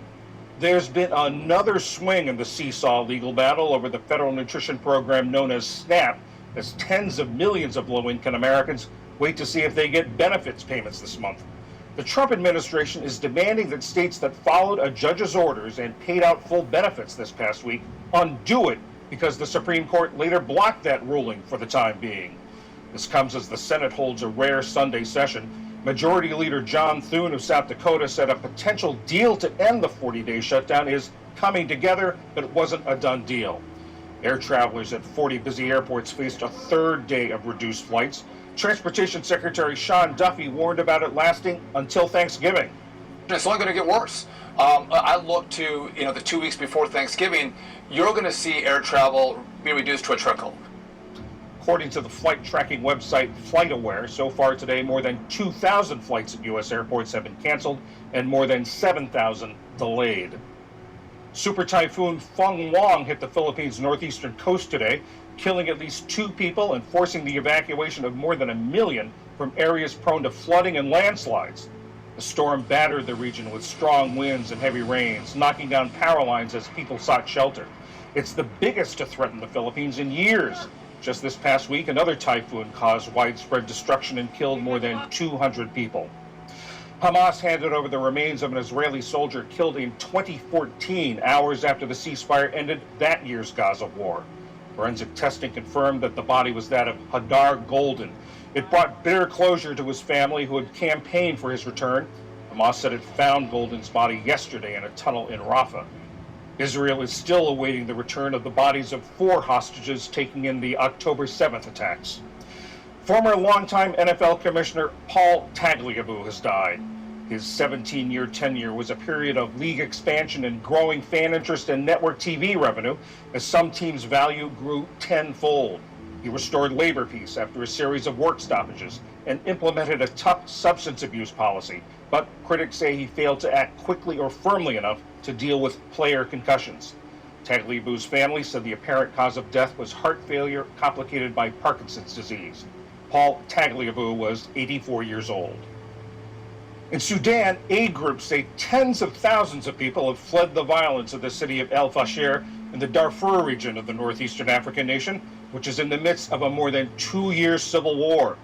In makeshift camps, they recounted what they saw this past week when a paramilitary force captured the city and killed hundreds of people. 50 or 60 people in a single street, or 10 or 20 people. They kill them, bang, bang, bang. Then they would go to the next street, and again, bang, bang, bang. That's the massacre I saw in front of me. This follows an official declaration that famine is spreading through Sudan. Earlier, I spoke with Sheldon Yett, the UNICEF representative in Sudan. I just came back from towns on the outskirts of Al Fasher, nearby towns. I talked to women who had walked for days and days and days. This was just before the huge explosion of violence on October 26th. They talked about not knowing where their husbands were, not knowing where their sons were. They talked about having to eat animal feed, having nothing.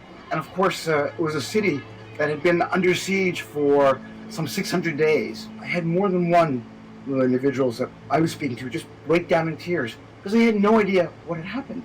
What happened to their children? What happened to the rest of their family? They had no idea what would happen to them next.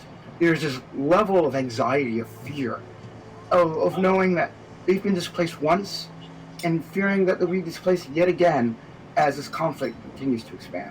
And tell us what UNICEF is doing on the ground there. What are your efforts like? The level of manipulate. Look, we're gonna have. They're actually like soldier cops, whatever the fuck. We deliberately did this. We're making your room stink. We want you to bitch about this for us. We want you to look like a fucking asshole. And then we have our guy come in and look like a fucking saint and save the day over this stupid atheist bitch who's like being tortured for 5 years. That's the story you want to play out? Get away from me! All of you! Now our efforts are really targeted on those people who have managed to survive the massacres that have happened in Al-Fashir.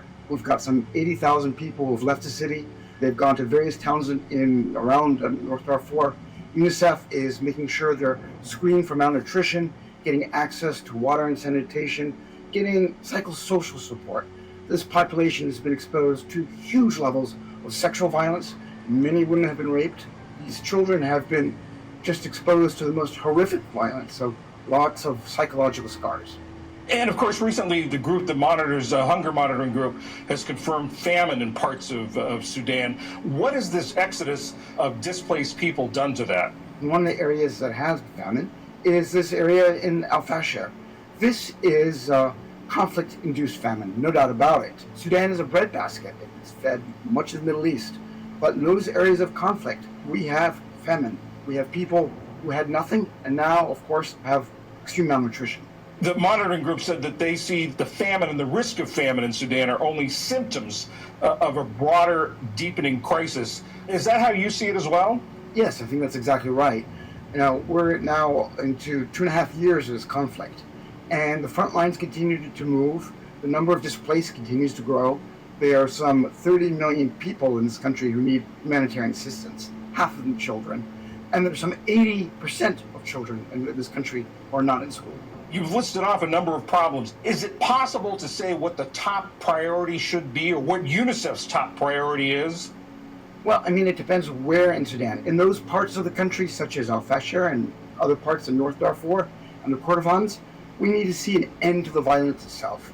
We need to make sure that children are safe, that women, that community members, that schools are not being targeted, that people can have a normal life and can feel free to go outside without fear of being shot.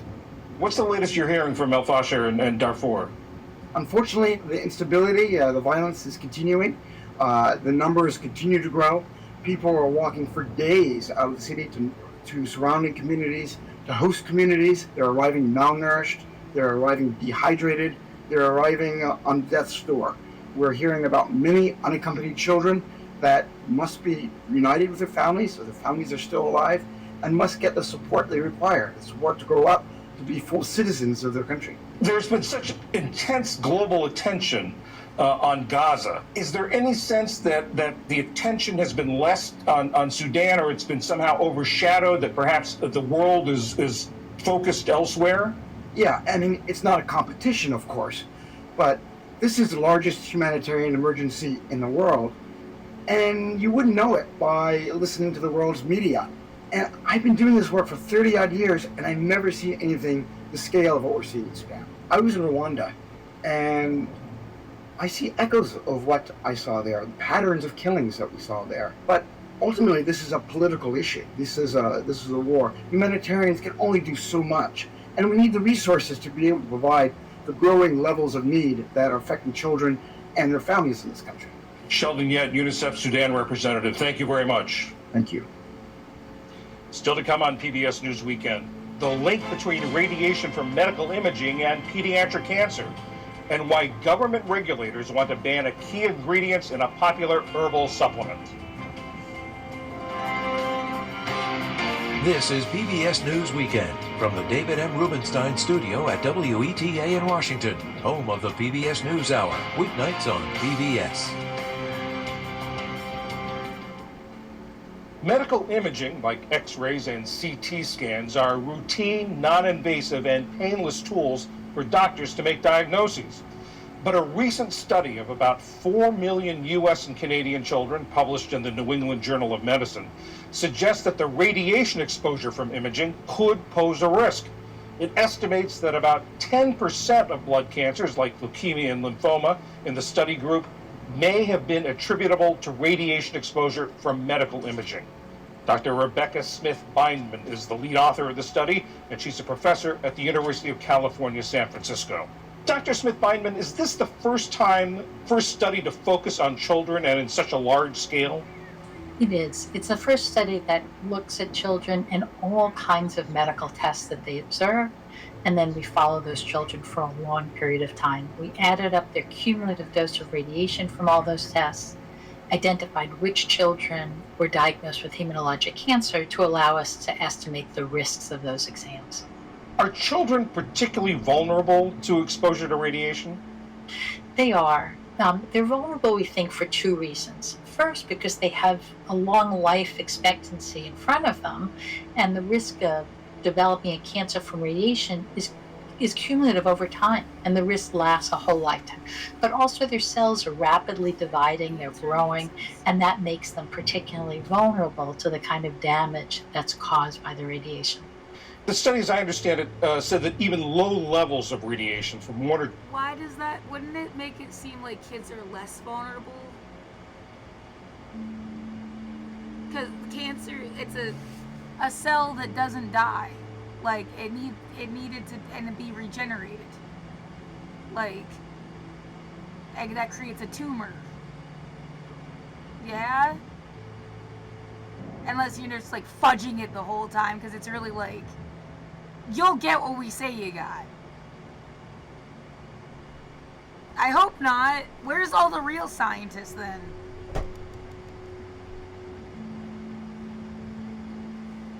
No, that just does not. No, I didn't get to go to grad school, but like it doesn't make sense to me.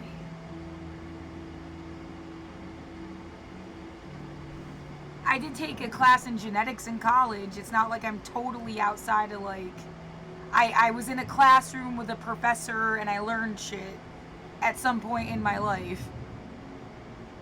It's not like just a random factoid I heard floating in the air or something. 2 CT scans can increase the risk. What's the significance of that?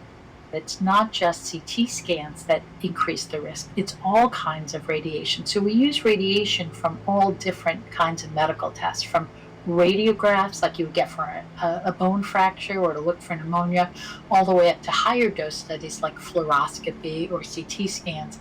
And we found that the risk of hematologic cancer, even at relatively low doses, is increased. So it really underscores the need to minimize radiation. Are doctors overusing medical imaging? I mean, it becomes fairly standard in my experience to do either an X-ray or even a CT scan very early on.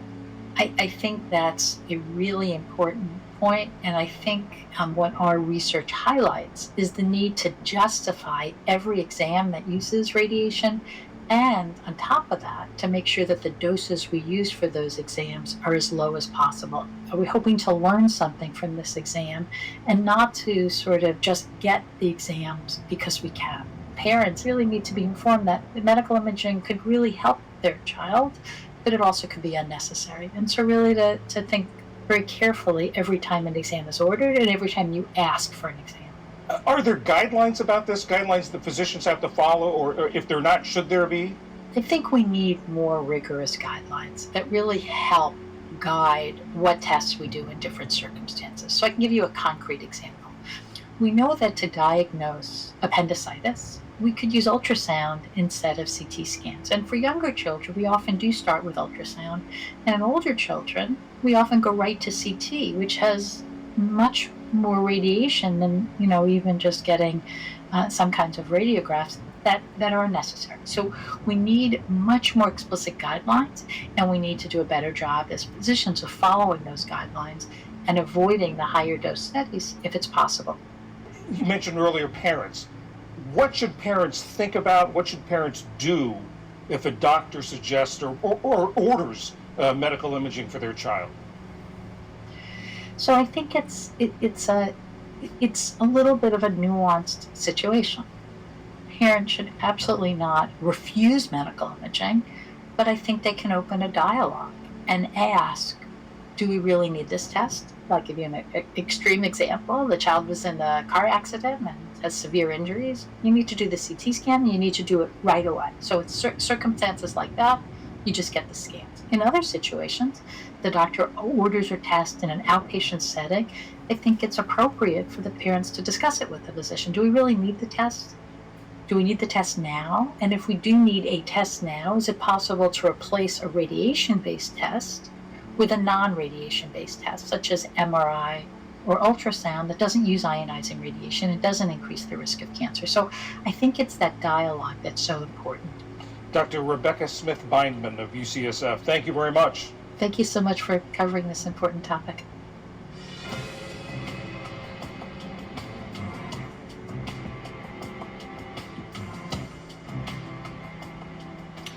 For centuries, people in Southeast Asia have used the leaves of kratom trees as a home remedy to soothe nerves and ease pain. Oh, no shit. Recently, its popularity has exploded in this country as a way to alleviate anxiety and the effects of opioid withdrawal. These products are widely available at smoke shops at gas stations, but kratom is poorly regulated, and synthetic versions contain high concentrations of a powerful compound that U.S. officials say should be restricted. Ali Rogan takes a look at this controversial herbal drug with Kirby Wilson, senior politics reporter at the Tampa Bay Times. Oh man, it's funny what they start talking about.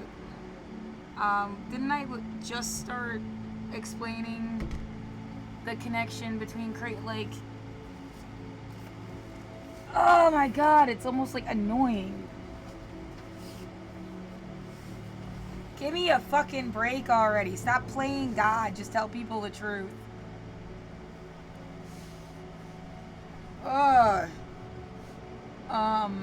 Yeah, we sold kratom at a smoke shop I worked at. It's like the longest job I ever had. It only ended because I quit. Yeah, it's like the only job I ever quit, too. Everything else just ended badly. I got laid off or whatever. Or fired without wrongful termination fired. Yeah, well, unemployment agrees with me, so 4 times.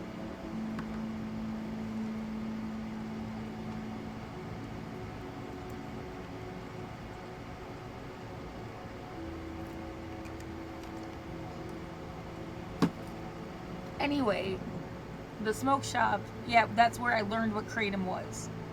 And met all people, all walks of life, all class levels use drugs. And they would, yeah, I know, first, when I said everybody uses drugs, I meant it. You're just being a bitch. Yeah, if they can afford it and they pay their bills, they're eccentric, or they're a medical patient, or they're, something you'd give credit to. They can't pay for shit, now they're an addict and they have to be in your recovery center and blah, blah, blah. Yeah, you made it impossible for them to get an income. Ableist assholes.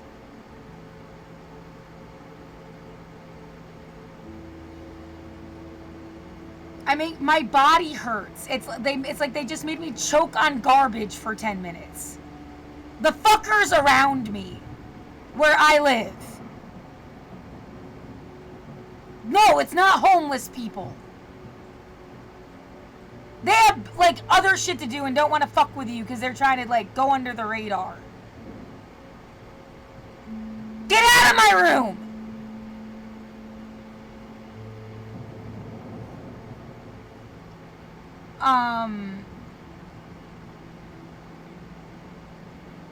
What the fuck? Yeah, the kratom thing.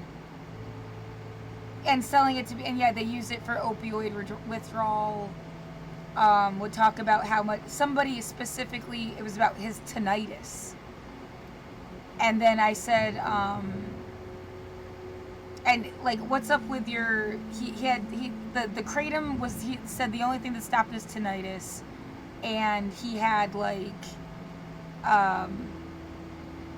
really bad, like, I don't know what to call it, like bubbles on his joints. Like his joints were like popped out all over the place. He said it was sleeping on the ground. He was an older guy. And I remember that he also used meth, right? And I said, well, why don't you just drink coffee instead? How dare you be a therapist to this community? Oh, you bitch! Get out of my room! Anyway, so he said he used meth. Said, why don't you drink coffee instead? He said because it makes him have to pee, and there was nowhere to go to the bathroom. And that he'd even been like kicked out of the grocery store, wasn't allowed to use their bathroom. Of course, you could say there's always other options, bitch. That is not the point. How much better would anybody's life be if they just had their own toilet to shit in, and you let them have a private space to live in, and we're like trying to get clients for your fucking rehab center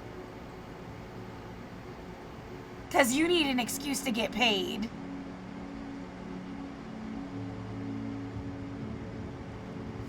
Yeah, they sabotaged Measure 110. You can remember that shit.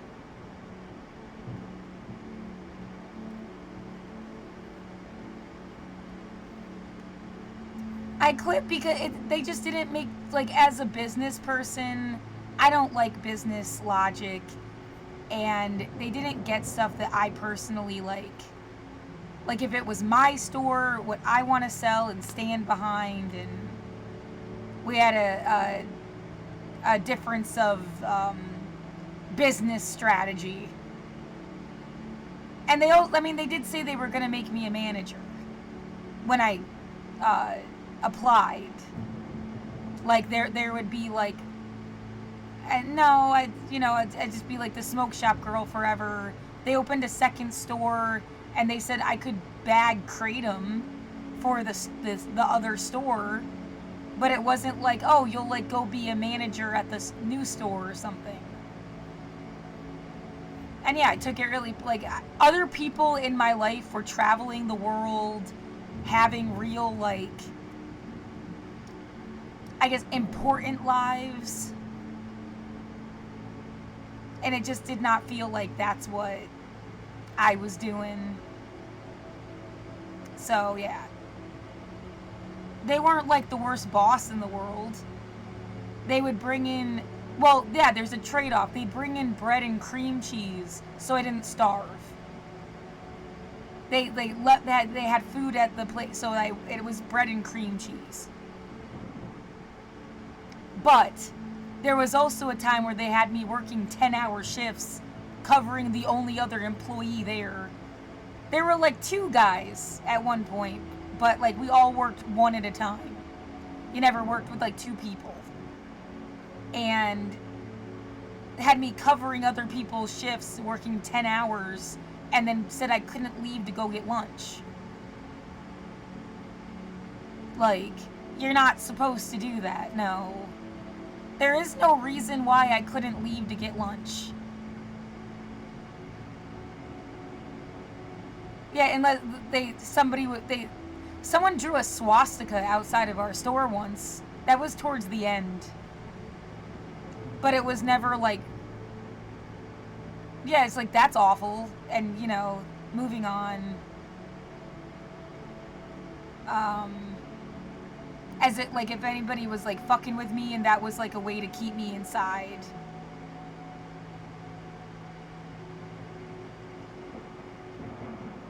Yeah, I worked there for 2.5 years or so, and every July we got into, like, the same fight, and they called me a stupid fucking idiot. I was like, it's the heat or something.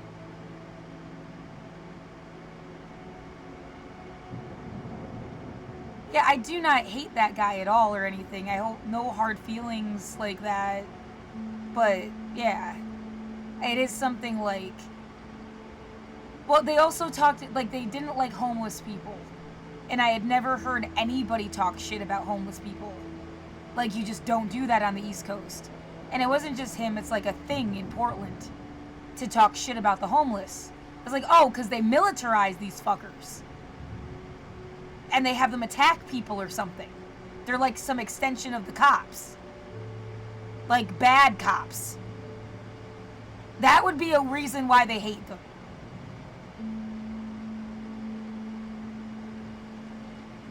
No one ever talks shit about the homeless. It's weird. But somebody, yeah, when they first moved in, someone broke their window twice. Cost them a bunch of money.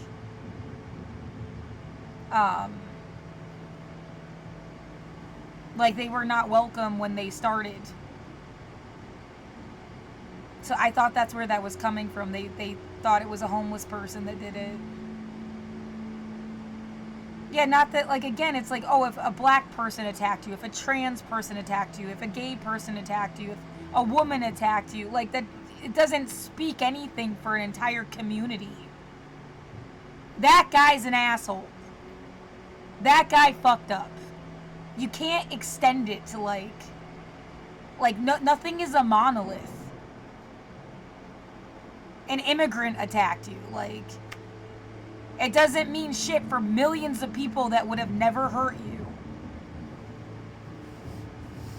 That seems, yeah, this fucker on a motorcycle, this fucker with a garbage truck, this fucker wearing a Black Lives Matter, Antifa, cop, fireman,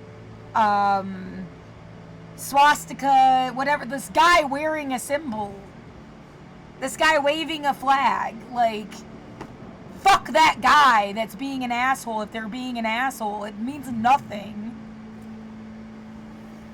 Yeah, the reason the fire and police are different is because it's like your job to not let that shit happen. So, like, that's how you're complicit. You let your fucking friend fuck around, but you keep your hands clean. That's complicit. That's why it's different than, like, all the other things.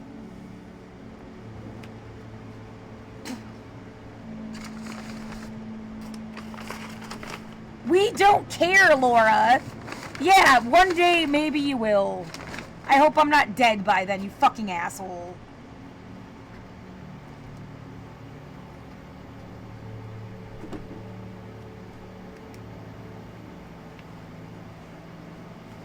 Yeah, fuck this guy, this one guy with their fucking stalker garbage company.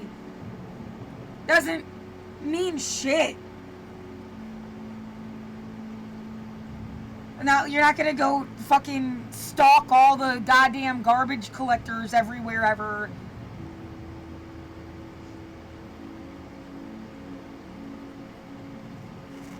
Yeah, and on a similar note really fast, like, when you bitch about a country, you know, you never say fuck the Philippines. You say fuck Duterte. You say fuck his regime. Fuck, like, the people that would follow his orders.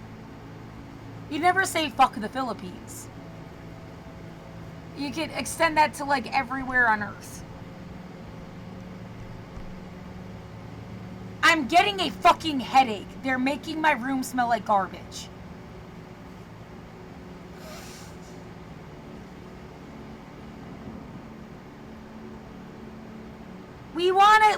We did a bunch of bad things and we really need to not feel like bad people. You're making it worse. You're just being more of a bad person, you fucking loser. Drive away and do not come back.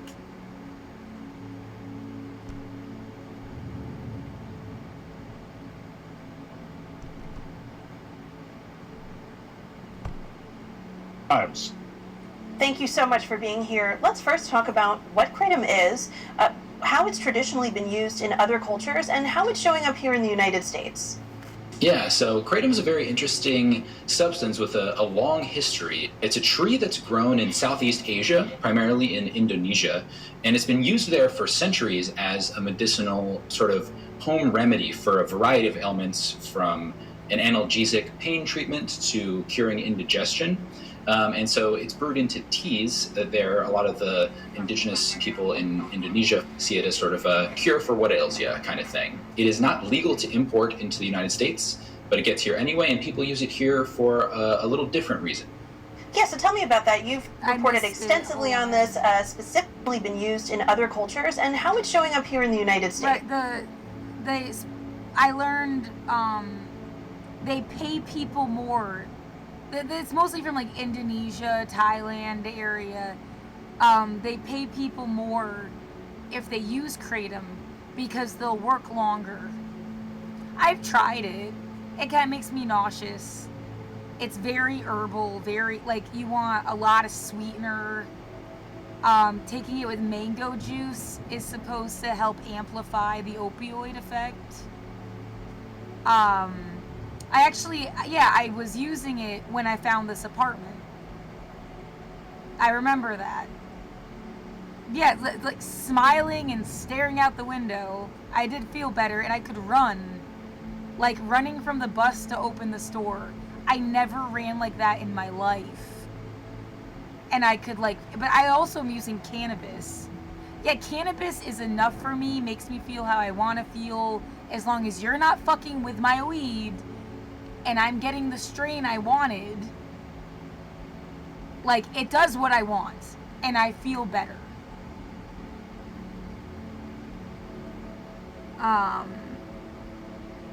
I'm good with pot, but like, you know, it is a total, like, they sell it in smoke shops. It's completely like, you can't die from kratom.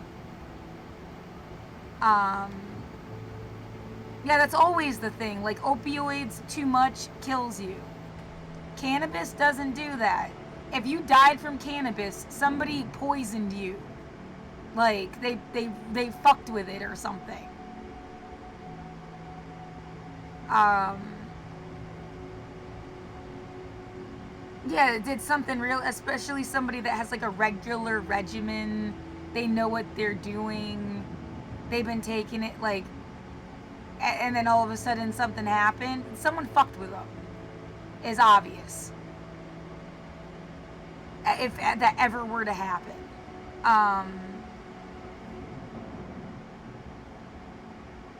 What now? They're banging something in my fucking ear.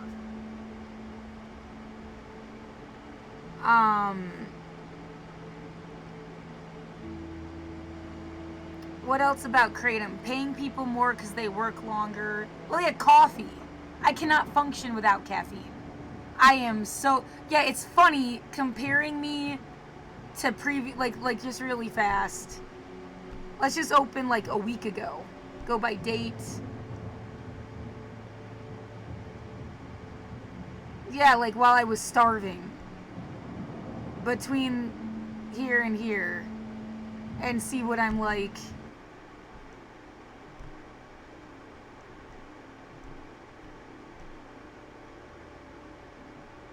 Am I sleeping? Oh, good. Is this a useless video? Because I can delete it. Save up space. Yeah, whoops. Okay, so that's just like nothing at all. 4 hours of sleeping. Start recording 5:39 in the morning, 31st of October, 2025. As soon as I wake up, some fucking asshole is always right outside my window. And I say, if you can hear me, you're stalking me, fucking kill yourself. Yeah. Like the same shit that's happening like right now while I'm doing this. And then they run an engine as if to be like, yeah, they can hear you. Aren't they just so fucking amazing? They've been doing that for 5 fucking years. And then I have to be like, well, this is where I live. Whenever you like my body shows up and you're gonna fucking be an adult and like stop these evil stupid. Are they like military morons? Are they cop morons? Are they fire department morons? Are they just, like, they're not just like regular civilian morons, because no one has stopped them for 5 fucking years. So they're at least like fucking friends with the people that watch this street area, old town of Portland. Something. Maybe somebody just wanted an excuse to run up everybody's asshole that's over here all the time. They're using me to fucking do it. Fuck whatever this is. Yeah, let's abuse her some more. It'll get us somewhere. They poisoned me in my fucking room. I'm coughing up blood out of my throat. Get the fuck away from me. I actually forgot that happened. Yeah. Like, it was like a chunk in my goddamn... It was no, these fucking selfish pieces of shit. I think they just like to play pretend games. I don't know how, the level of delusional in their own fucking minds. And they've gotten away with it for how long? Why? Nobody in the fucking world would want this to happen to people they care about. Why would you let it happen to me?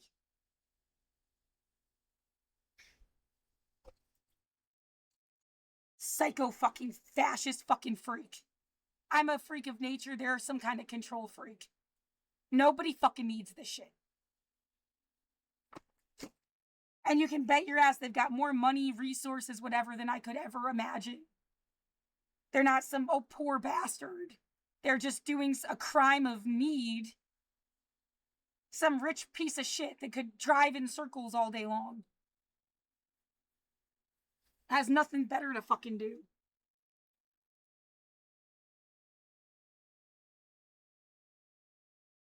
Yeah, they just wanted you to not live here, and for 5 years I've said people are harassing me and no one's gonna stop this piece of crap? What the fuck is wrong with you?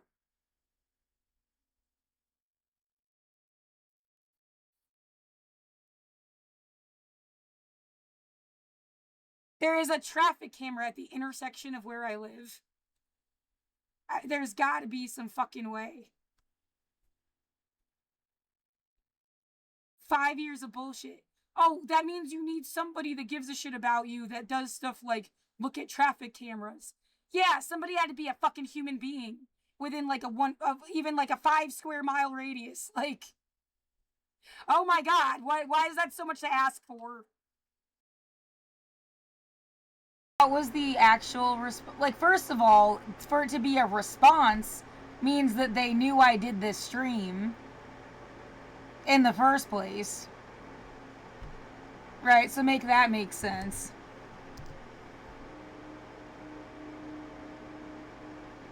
And then, if you want to call this a response. How many times are we going to watch the same fucking video? In and turn Old Town around. We then turn this city around. This is our genesis. Old Town is where we need to put all of our efforts, because this is the heart and soul of our city. But we still have a tremendous impact, livability impacts and suffering, right? So does anybody have any ideas of what we should be doing? Street sweeping every night. Mark, you do your thing. Chief, 2 p.m. Ever since they announced this goddamn plan where his goal was to make it so no one was on the street by December 1st. That was like his whole thing or some shit. It's like, oh, they're staging things to make you bitch, to have some excuse. To pretend like, oh, the people asked me to do this. 'Cause no, they fucking didn't. Street Roots is right next door. Fuck whatever manipulation this has been.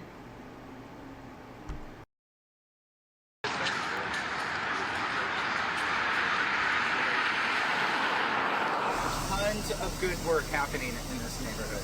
People are changing, lives are changing. I wouldn't be here for 18 years if I didn't see change and hope. So do be encouraged. It is worth talking about. Jim's a good one. Yeah. Jackson's gonna.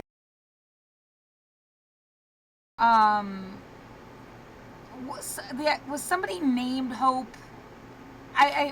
Someone was named Hope, but I forget, like, that seems significant, but it's just a side thought. I have to remember. Put together a task list for us, for all to look at. Everything we do must be sustained. So let's be very intentional in when we begin. Any parting shots? Outstanding job. 1 hour. This is Go and See. Thank you, Robert. Thank you, Chief. All of you. I appreciate it. Thank you, Mayor. All right. Yeah, good stuff. Thanks, everybody. Thank you, guys. Early. Yeah.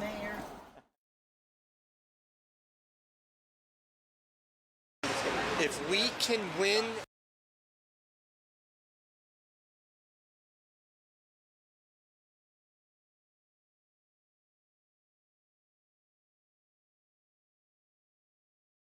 Thank you, Robert. Thank you, Chief. All of you. I appreciate it. Thank you, Mayor. All right. Yeah, good stuff. Thanks, everybody. Thank you, guys. Early.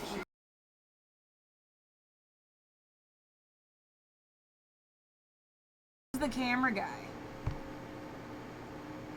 And what is the joke? Early.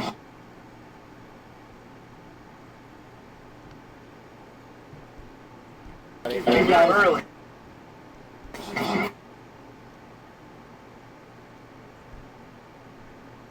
Thank you, guys. Early.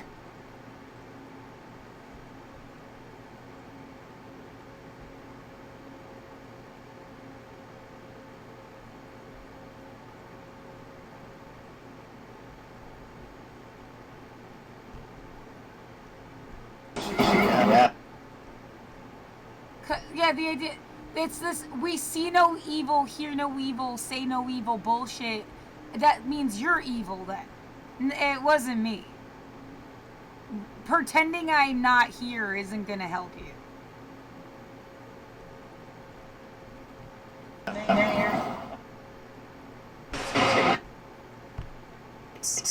Yeah, so kratom is a very interesting substance with a long history. It's a tree that's grown in Southeast Asia, primarily in Indonesia, and it's been used there for centuries as a medicinal sort of home remedy for a variety of ailments, from an analgesic pain treatment to curing indigestion.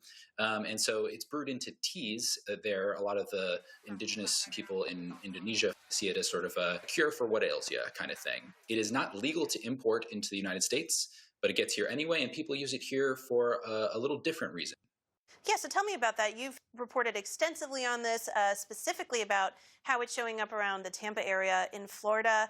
But what have you found in the course of your reporting on it?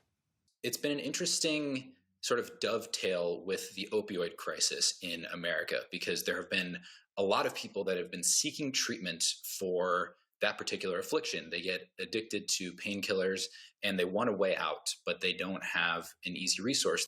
So people have used it to wean off of opioid addiction, which is honestly probably a societal good that they find somewhere to turn. That Forget that that's really the joke of jokes.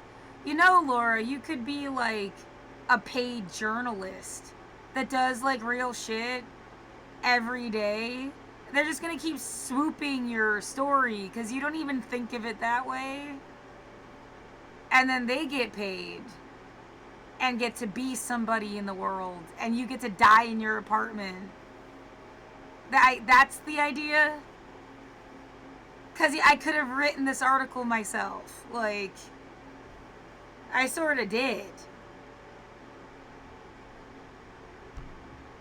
Isn't another drug or back to opioids. But the problem with it is that this is, in a lot of places, is entirely unregulated. And so people are using this substance that had been used for centuries. I'm not a journalist. I'm a sci-fi poet.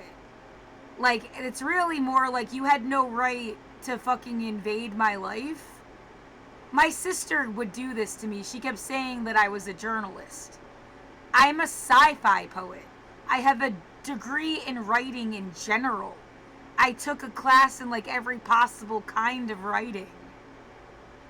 It wasn't like specifically journalism, but it was some kind of loophole to be like harassed because they wanted to pretend you were a journalist. Fuck you.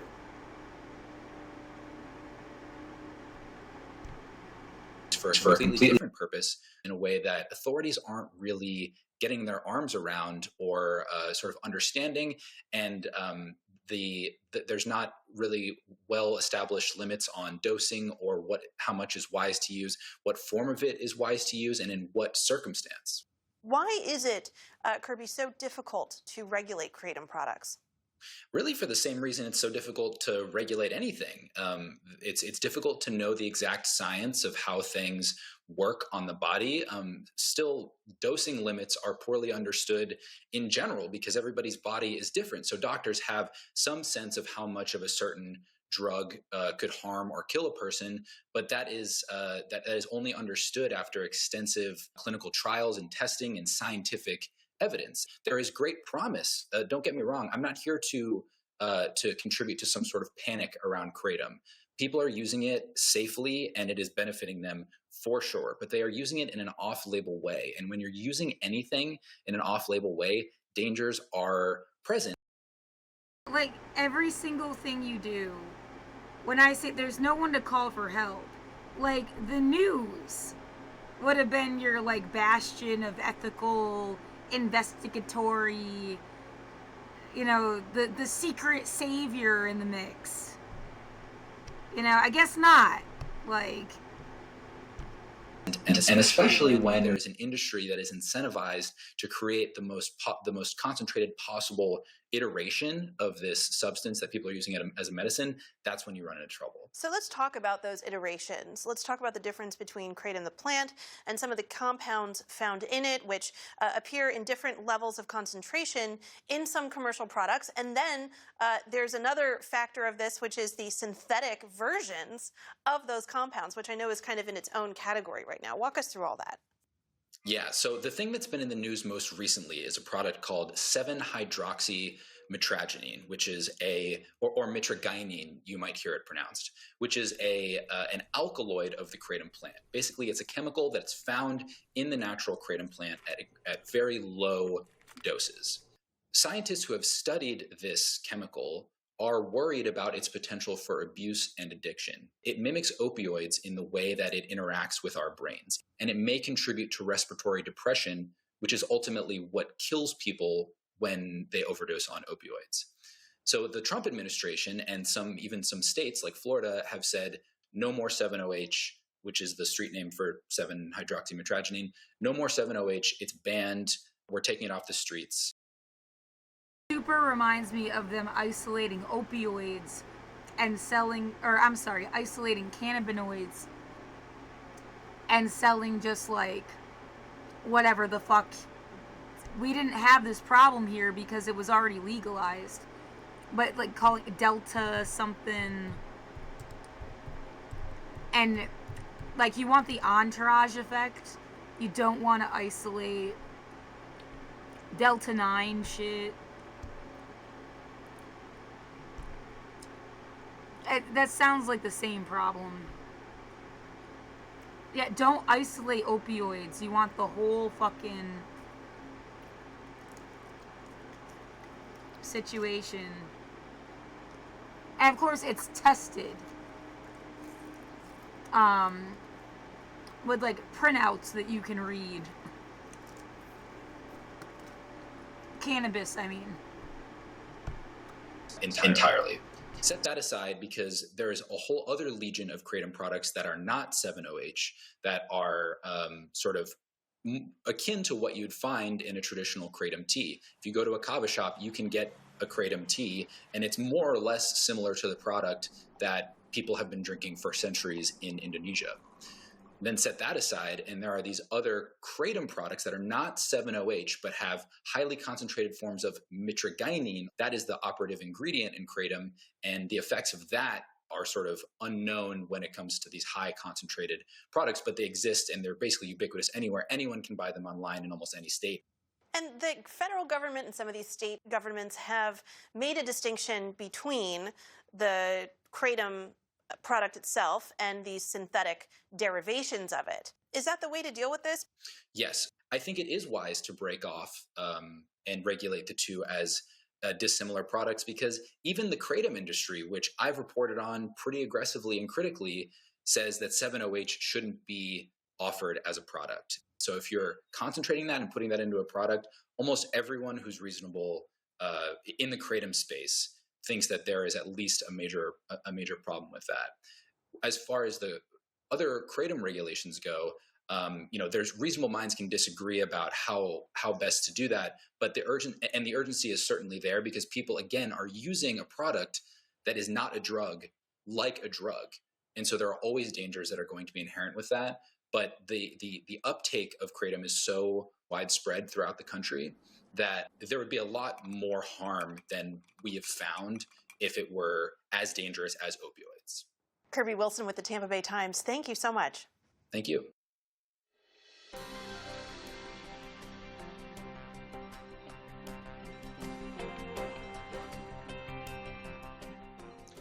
The ripple effects of the Trump administration's elimination of USAID are being felt in dozens of countries around the world where the agency supported initiatives ranging from public health programs to infrastructure and climate resilience projects. Angela Spanpa from Northwestern University's Medill School of Journalism traveled to Indonesia to see the effect on one of the world's fastest sinking cities. Outside the capital, Jakarta, in the Tanah Merah neighborhood, residents struggled for years to get access to clean water. In 2016, USAID offered a program, Ayu Wash, that helped disadvantaged families obtain clean water. For me personally, it was really helpful. Prior to USAID's efforts, Abdul Sakur Khader pulled unsafe groundwater from a nearby well that was dug by hand. Once I started to use USAID water, I stopped using the pump to extract groundwater. I was very happy and grateful. Decades of groundwater extraction have caused Jakarta, the capital of Indonesia, to sink. Meanwhile, with climate change, the seas are rising, making flooding worse and sending salty water into groundwater. Sukri Ali is the neighborhood chief of Tanah Merah. That's why the only option was the initiative from USAID, and we were very grateful to USAID from America. The program installed a master meter to connect families to city water. With a steady flow at their taps and affordable rates, they no longer needed to drill wells or rely on costly jugs of water from local sellers. Even so, the city water supply available to USAID was limited. The master meter program reached only about 18% of families in the village. When there are countries or populations that aren't receiving such support from their governments, and USAID are stepping in to help, I think it would be a mistake for world leaders to stop those efforts globally. Jeff Cohen was USAID's most recent mission director in Indonesia. He says the decision by the Trump administration to cut USAID funding will have dire consequences.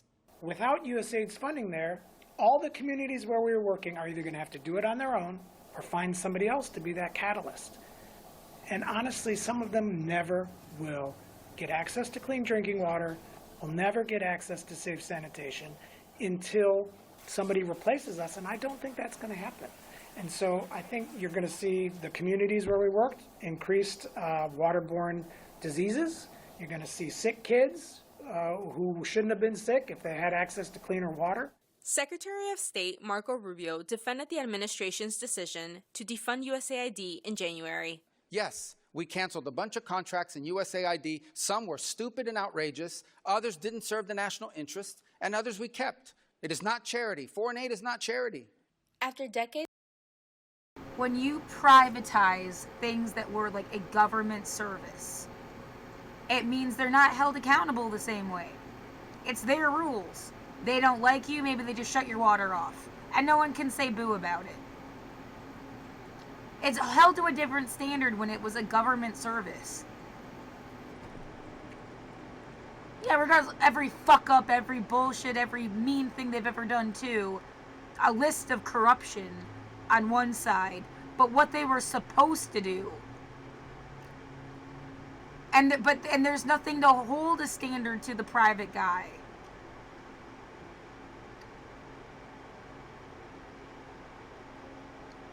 Yeah, the same thing happened with the cops. a privatized task force, someone's paying for their own personal fucking security guard, and that guy's just gonna follow orders.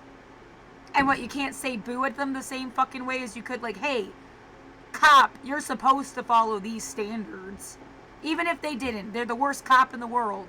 You were supposed to do this. And everybody knew you were supposed to do this. That fucking privatized asshole. What the fuck?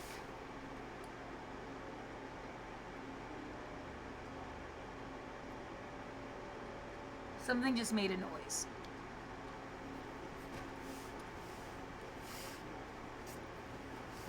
Yeah, they wanted to privatize everything. Beg us for mercy. Beg us for help. There's no one to call for help. You gotta ask us. And then we'll fuck it up for a few years, and the grandkids will take it all back.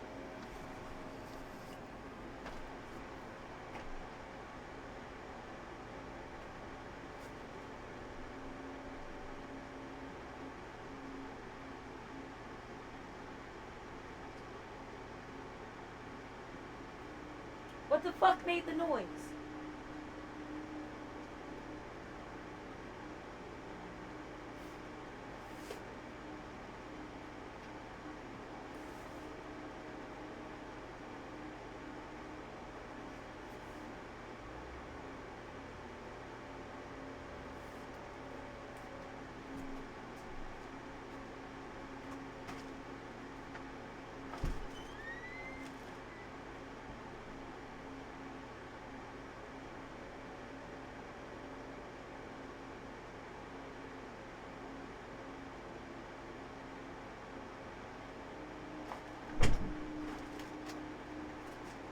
My bathroom smells weird as hell.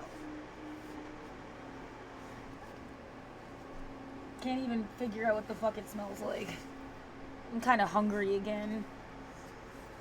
Ugh! Yeah, it is the fucking stupid social orphan Annie concept. The thing that I'm, like, talking from and the name that I'm using is about, like, having this person who is, like, a vulnerable person, and your original idea was that they'd go, like, suck fucking Daddy Warbucks' dick for help. And no, social orphan Anarchy bitches at that fucker for being a dictator. Whoever the fuck they are, and whatever they manifest as next. Representing the United States abroad, Jeff Cohen has seen foreign assistance strengthen U.S. influence. He believes canceling USAID will hurt U.S. relations with countries like Indonesia. How now, when the government of the United States says to the government or the people of Indonesia, we're here to support you, how can they believe that? As Indonesia confronts the pressures of rapid climate change and urban growth, the question is whether its government can keep the taps running without help from USAID. For PBS News Weekend, I'm Angeles Pampa for the Medill School of Journalism in Jakarta, Indonesia.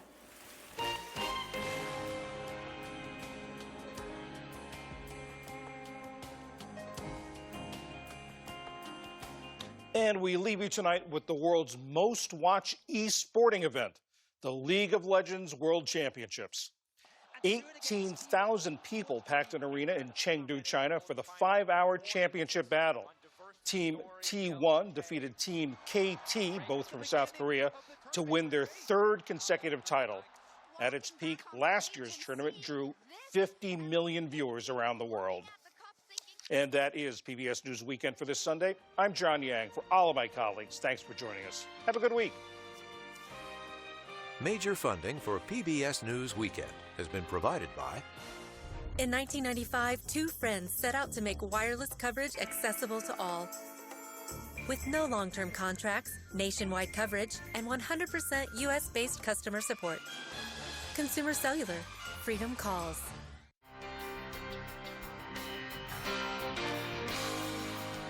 The ongoing support of these individuals and institutions.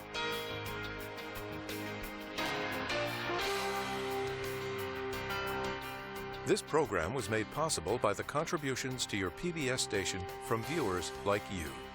Thank you.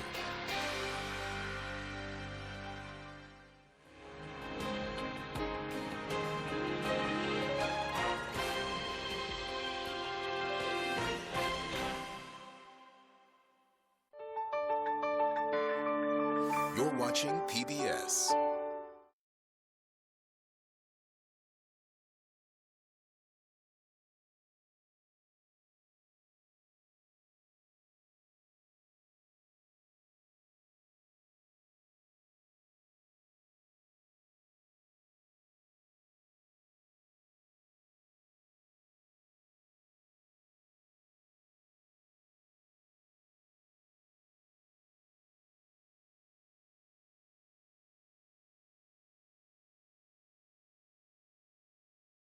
Imagining somebody say, look, no one ever cared about what we said for years. Why the fuck? So we're just like treating you like shit because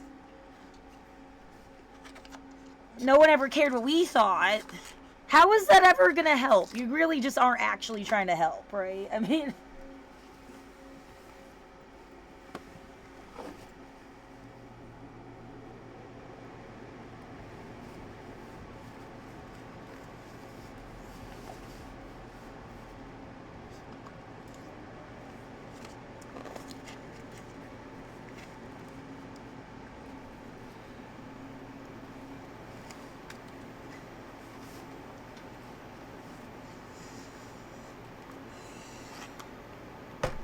Yeah, you can't be the only person trapped in your fucking apartment.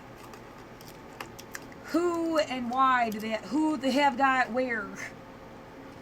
Everywhere else.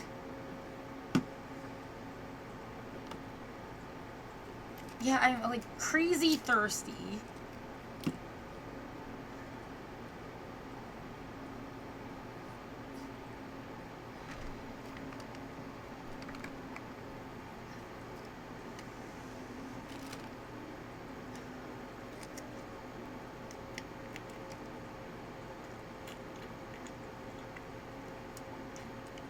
Exactly, maybe they made your room smell like garbage, but it was covering something else.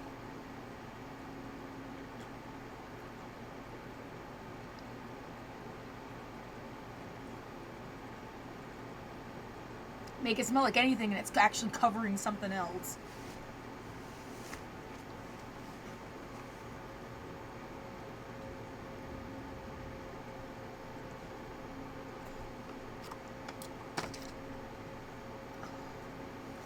If somebody broke into your house and they shoved a wine bottle down your throat, it wouldn't mean shit for the wine industry. It wouldn't be your fault. Fuck that guy. So whatever the fuck they're trying to do.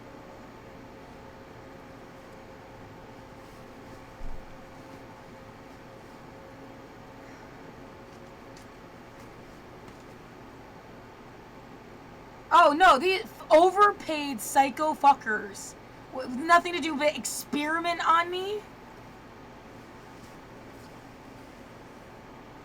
Absolutely fuck you forever.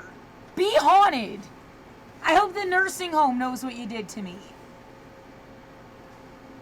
Spend the last fucking 5 years of your fucking life going through what you did to me. Enjoy that. Right, is that justice?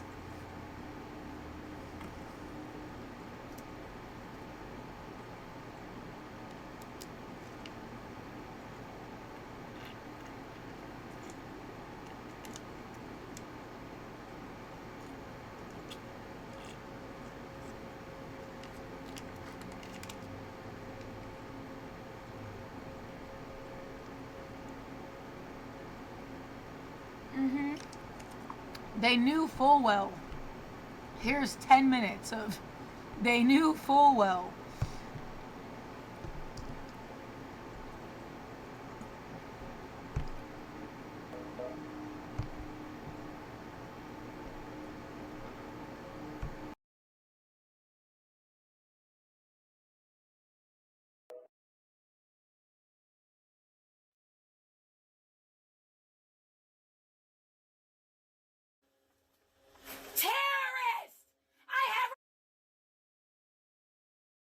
The audio cuts in and out, yeah.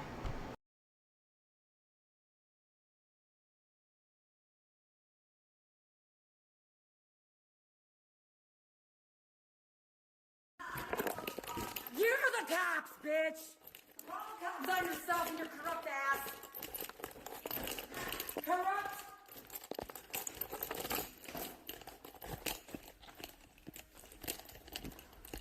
She should rot in hell. She knows it herself. Stop trying to steal my life! Fucking mafia bitch! And all your fucking evil friends, you can all fucking rot. You're full of shit! Stop fucking with me! I don't even know you! I don't know you! I do not know you! Get away from me! Get away from me! You will get away from me! I do not know you! I have no reason to talk to you! Stealing my life, stealing my mail, fucking with my life, fucking with my family. Who the fuck do you think you are? Get away from me! Get away from me! Get away from me! I'm not having a confrontation with you. You will step aside and let me pass. You touch me with that. I will not touch you. I have you recorded. Get away from me. Get away from me. Get away from me. Get away from me. I have done nothing to you and you know what you're doing. Get away from me. Quit banging on my wall. You're doing that. Get away from me. No, you are. Get away. Just even the like is a good example of exhaustion from having to like, I'm not the problem here. I was not banging on her wall. She knows that full well. I don't know how else to articulate the fucking kindergarten problem here where this bitch is bullying me and lying. And she's lying so like she's a pathological liar. She must be lying her whole fucking life to have lied like, no, you are. And she knows she's the one doing this shit. She knows that she's provoking me. I do not want to be anything like you. Away from me! You're killing me, and you know it. Your friends and your family. Get away from me. Go upstairs. Go upstairs, Nazi. You're a nutty bitch. Fascist. I don't care. Go. Go. Get away from me. To make it easier for all of us. Away from me.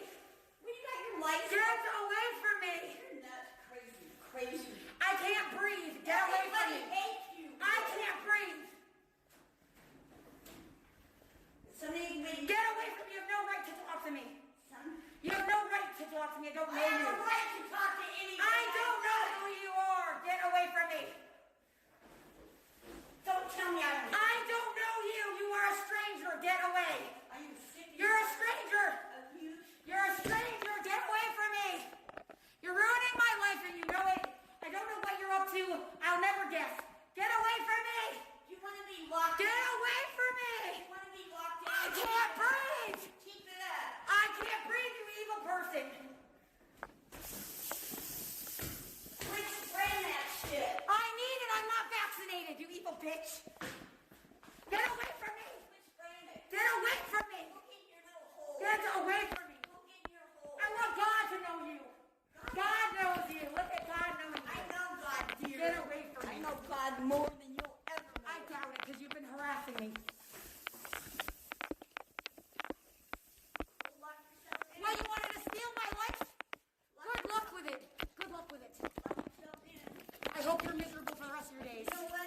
Just as miserable as you made my whole life. For nothing. Why? Why? You and your fucking friends. Oh yeah? How many times did the fire alarm go off and you didn't care? Huh?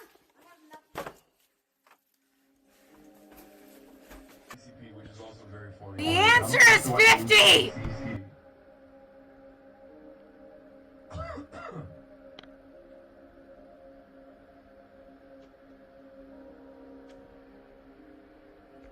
Alright. Of my medication. Let's get back to the hogs who are upset about voting for Donald Trump. They voted for Trump.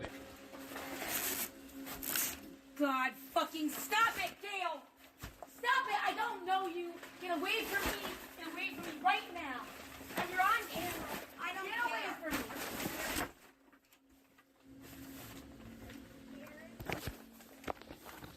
Fucking thing down. Get away from me!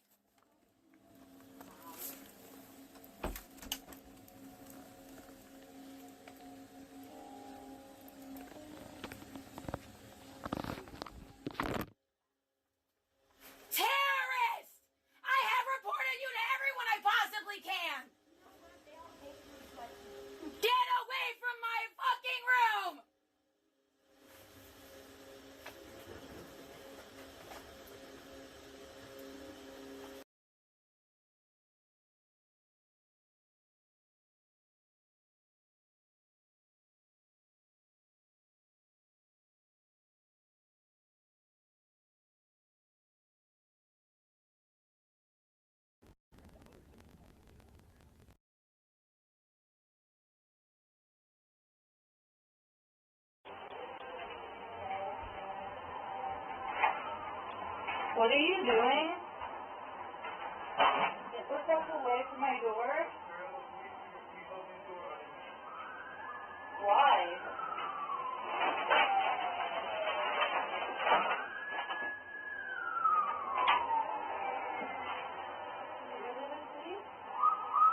No, dude. Get the fuck out of my apartment. What is it? What is this? Get apartment. Oh my god, what a real fucking psychopath, dude. You said it was the cops and I have it recorded. Get the fuck away from me.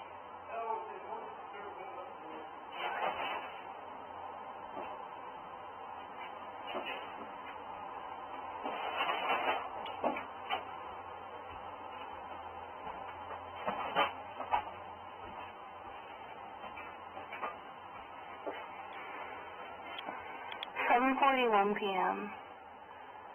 The fuck?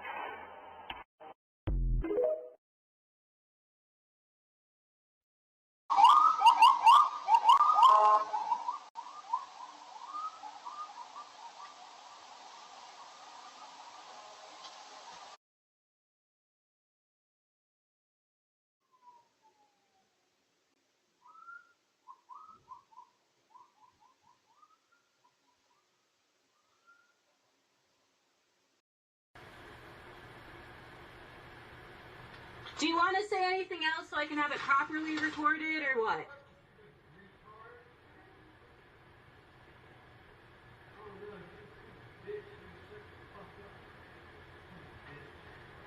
Thanks, Ryan. Goodbye forever.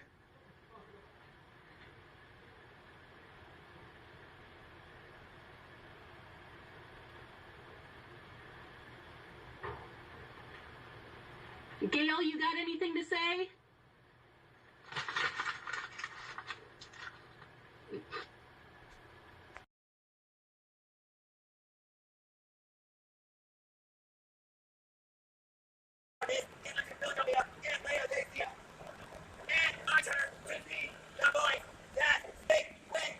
The police station is like right down fucking street. Do they do anything? I'm fucking tired. Gotta add this. I almost like do the movie again and add these two things. The fucking cyclone shit.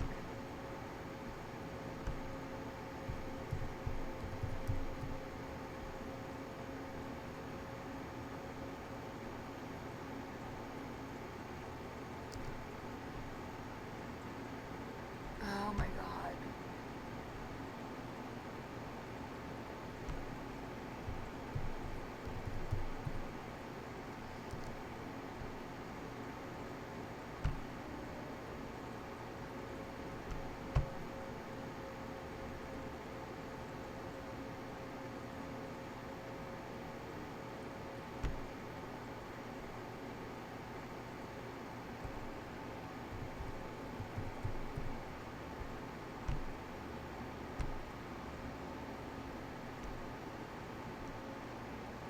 Cyclone crap about wanting to play with you all day, coming in like a cyclone or something, ruining your life, having to go to Reed, the college, to find one of me. What the fuck does that mean? Gross. And then, yeah, the link to Robin Williams. They said they met him once. People sent wellness check police to my door when I lived on 82nd. The day Robin Williams died. And some bullshit about seeing something I posted. Yeah, that Twitter account got hacked and has been taken down. Somebody, like, changed all the words into a different language, and it said cyberbullying on the top. Years ago. But the idea they were like stalking my Twitter.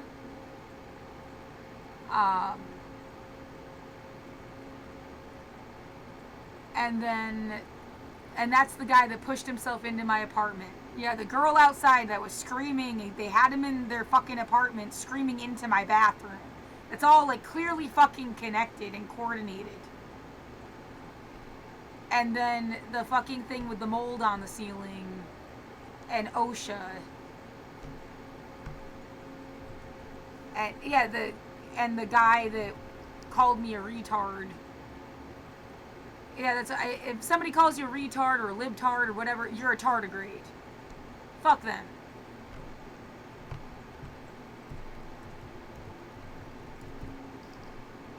They can withstand like all things. They're practically invincible.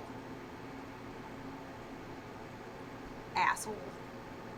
Yeah, we don't have any relationship. We were barely friends. We went to like karaoke once. They kind of like, they would hit on me and I wasn't into it. The idea that that's all it took for you to treat me like that is crazy. And they just happened to work at the same place as me where this like mold on the ceiling shit happened. And then this is the call to OSHA about this. We didn't work together. Yeah, they really might have had nothing to do with that particular part of the situation. It's possible. But enough shit is like overly connected and weird, so. Well, it's even like, okay, if COVID wasn't a problem and you weren't being terrorized, you know I've still been fucked with at like every job I've had. Right?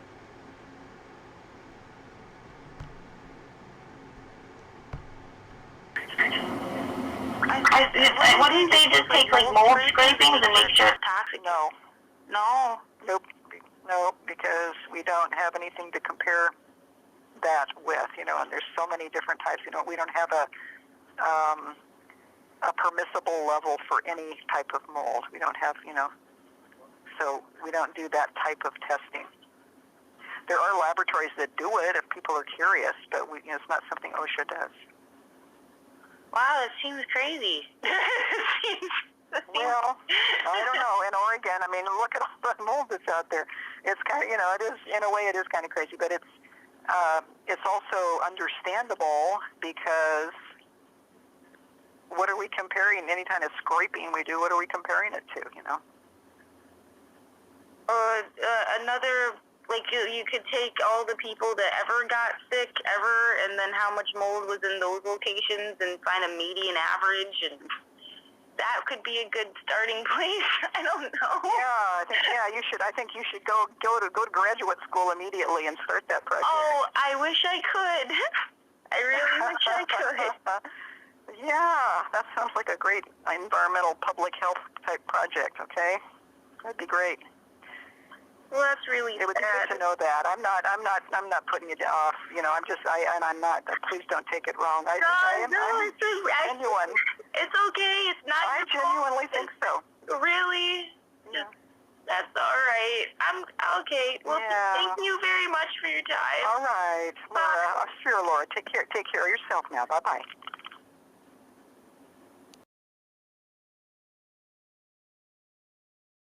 All that take care of yourself shit with a certain tone of voice. It couldn't have been more of like, oh, it's so nice to see the power of the people ended up being used in the worst possible way.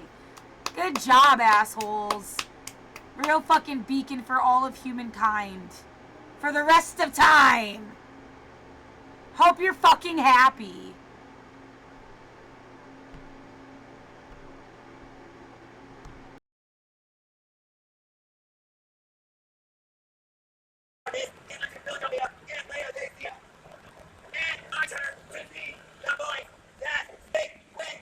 The police station is like right down fucking street. Do they do anything? No. This is wrong! This is discrimination!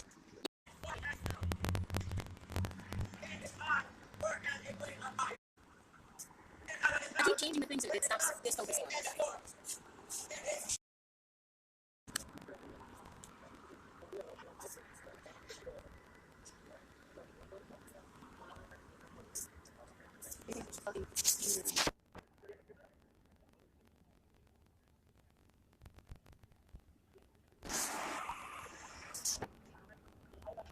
You're not gonna ask him to stop yelling outside?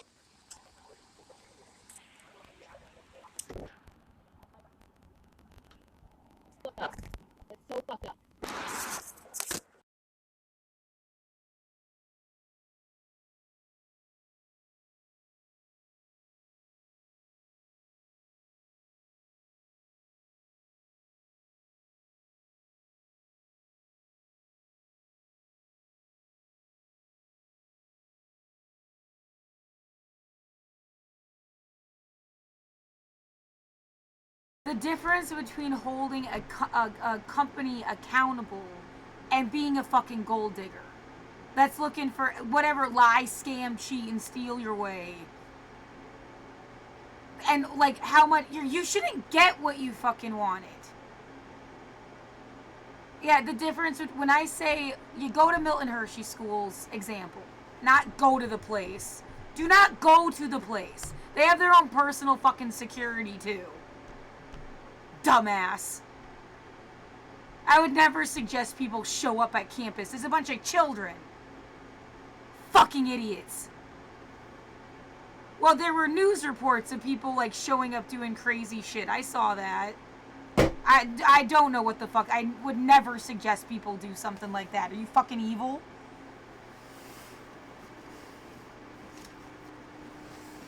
And then, no, well, we wanted you to keep your mouth shut.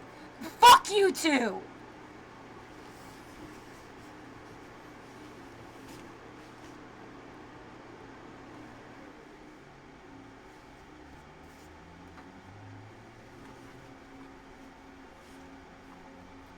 But you use that, like, as an example. You look at the fucking board of managers. For the past 100 fucking years. And you ask, what the fuck did they get paid? How much? To do what? What influence did these people have over these kids' lives? For 100 years. And they got paid how much? That did not go to making sure the kids had the best possible medical care, or something even like to hold on to after graduation. It's just like 5 p.m. graduation day. Goodbye.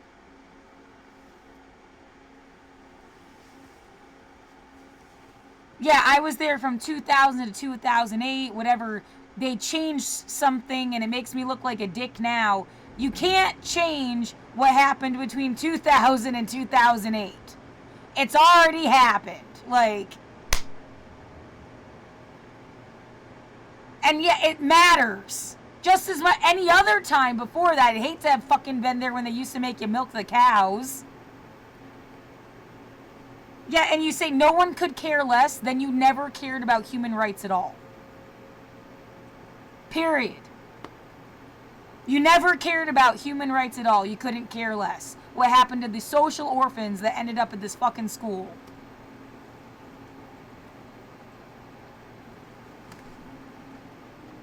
Yeah, some get like a nice story, and a lot are like they never fucking existed in the first place. You got at least a classroom full of kids, just from my time, that aren't gonna be in a yearbook. They came and went. Who knows what the fuck happened to them?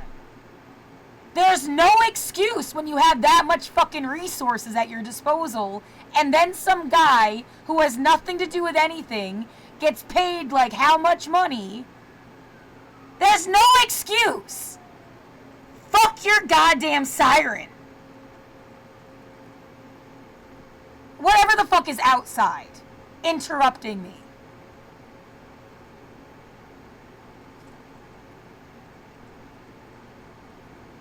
And yeah, and then that would be like the appropriate line of inquiry for somebody that really wanted to know the truth, like they were a truth seeker, not a gold digger.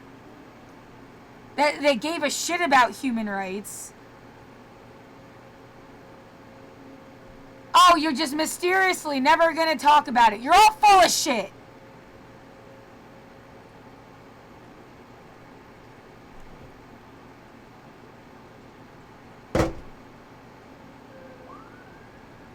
Yeah, and how many places you never heard of them? You're never gonna hear of them. Other schools owned by somebody else. And like, where did these people come from that ended up running shit?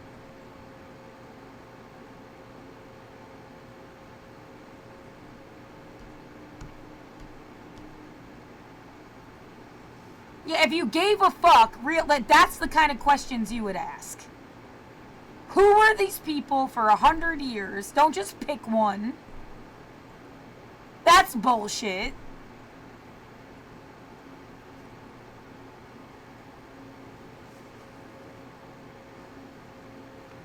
much did they get paid? To do what? Yeah, because this, like, fucking atheist was miserable. And you're like, well, and that's who controls the whole fucking planet? These adults. Yeah, some of them, like, what, this one guy was a milt. He's new.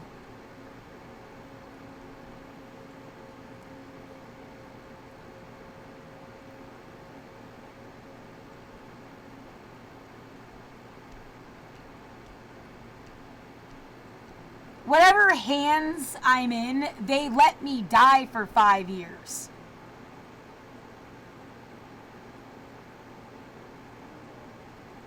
I mean, like, repeatedly.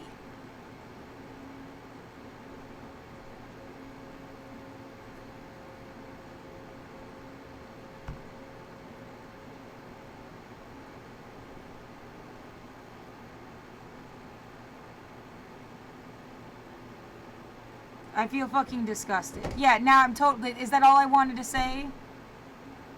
Like, and then it's like, oh, cause you're gonna hold a company accountable. Technically, the school owns the company.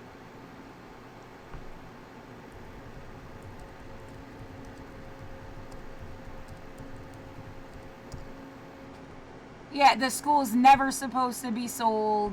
There was a whole thing with Nestle tried to buy it and stuff.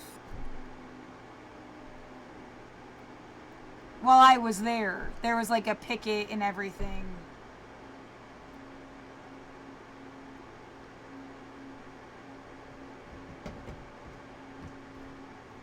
Yeah, that everybody seems like they're full of shit. They must have, yeah, fuck, they isolated me from people that would have actually been my friends. I never got to meet them. That would have given a shit the right way.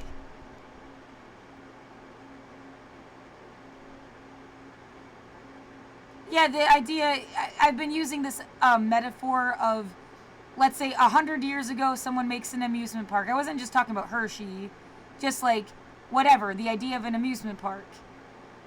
And they make a park with a spirit in mind, and then by like the third owner, the guy's a psychopath that turns all the rides into like death traps that are supposed to hurt you. And then it takes like more generations. You're on like the 7th generation, and they just realized all the rides are death traps. And it was on purpose. And they gotta like redo the park. And now the tricky thing is they don't want people to know that it used to be a death trap, because no one would want to come there at all now. But like you're trying to like hide history, and you're doing more damage. Because you want to make money from this thing that you think fix. And that's a metaphor for like what this feels like. That's why it's like, oh, whatever the fuck happened to her, just pretend. She's just a bad story. Don't look over here. Bullshit. Yeah, you don't give a shit what happened to me. Stop acting like everything is not about some money-grubbing career move. Fuck you!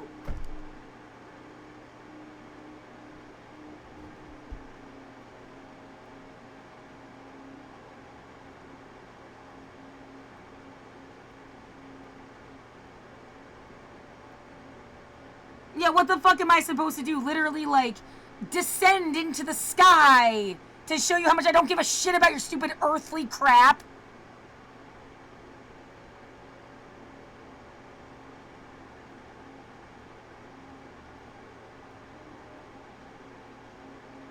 Yeah, descend into the sky. Yeah, like a lightning strike goes actually from the ground up. That's a funny fucking poem. Yeah, come on, we're gonna go have you live on the moon. And you can yell at everybody from the moon. They don't give a shit anyway, sweetie. They have their, all it was supposed to do was scare you out of being poor. You better do whatever some asshole says so your kid doesn't end up at MHS. That's all it was supposed to do.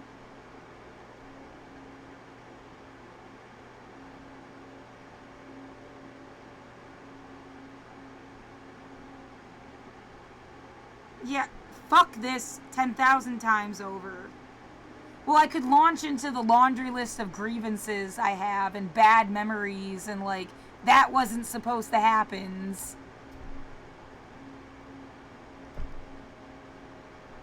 I don't feel good, and it's like someone sitting on my fucking windowsill.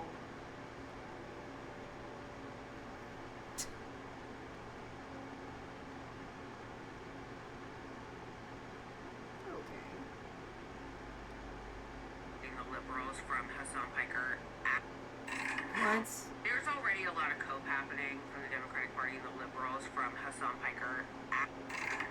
Whoa, is that new? Yeah. When I got transferred to CT. Can't you just bitch about the whole entire system for us? Again, what the fuck? Are you pretending like...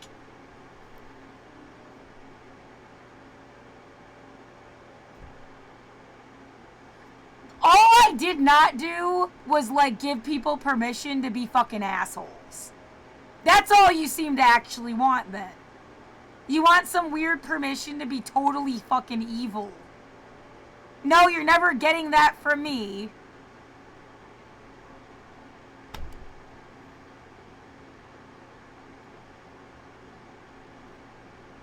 I'll leave it there.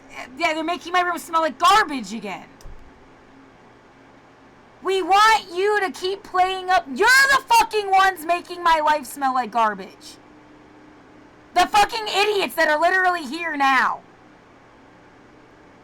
Yeah, I had a house mom that called another girl trash. And I hated it. And I've never wanted to call people trash my whole life because of this shit where the bitch was like, we're taking out the trash tonight, and talking about this student that was getting a transfer. And then pretended that it wasn't about that. It was bullshit. That's like the only fucking time. You want to keep making it about that? You're harassing me! Get the fuck out of my life! We just want to goad you and coach you into saying the same shit over and over again, but only the way we want it. In the context we want it in. Get out of my fucking room!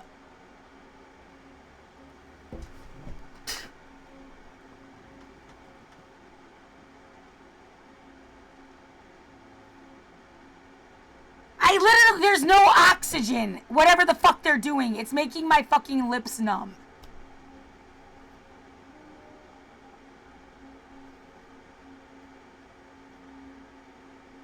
Come on, tell his fucking story. Is there anything else to the goddamn story? The girl was my roommate.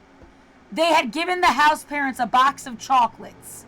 Apparently they ate, it was like a 2-layer thing, and they had opened it and eaten a layer. And yet what they do, you get in trouble in that house, they'd make fun of you in front of everyone. It's like this role modeling thing, and they use you as a bad example. And so it was like everyone had to get told that this girl had given them the fucking chocolate and eaten like the top layer. And how fucked up that was. And then a little bit later, they were getting a transfer, and it was trash night. And I mean, they were in the mudroom, the house mom, and say, we're gonna take out the trash tonight. And like the same night, the girl's like leaving. Yeah, I mean, they were calling the girl trash. I said something. They denied it. They're also the people that said there were fucking cameras in the fucking fire alarms. And then denied it. I mean, there's a laundry list of stories, but you know what? At the end of the day, that house dad is dead at 57. So maybe there's even more complications there. Because that's not supposed to happen.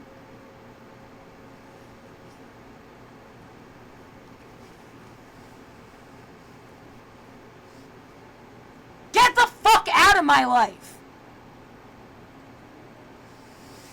You don't even give a fuck about anything the right way. Yeah, so it's just for the future. Not you.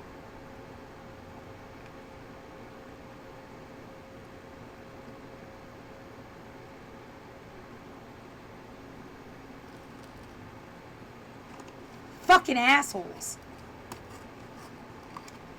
Yeah, that's some kind of other level of like, I have so many stories it would take me 16 hours to tell them and no one's even given a shit.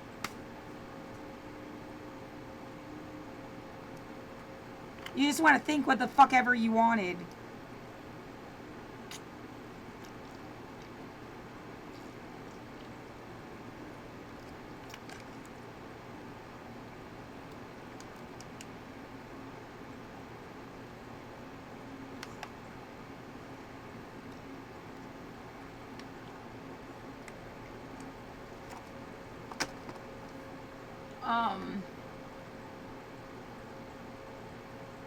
Yeah, they died in a hospital. The public hospital, it said it in their obituary. I didn't even know till like years later that they died. Like years after they died.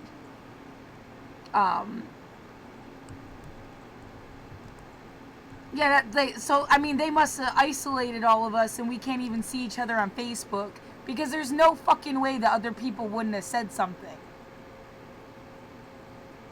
Like, hey, our house dad died.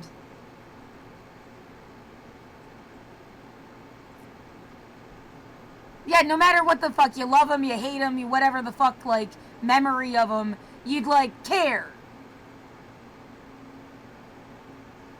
The fuck is wrong with people?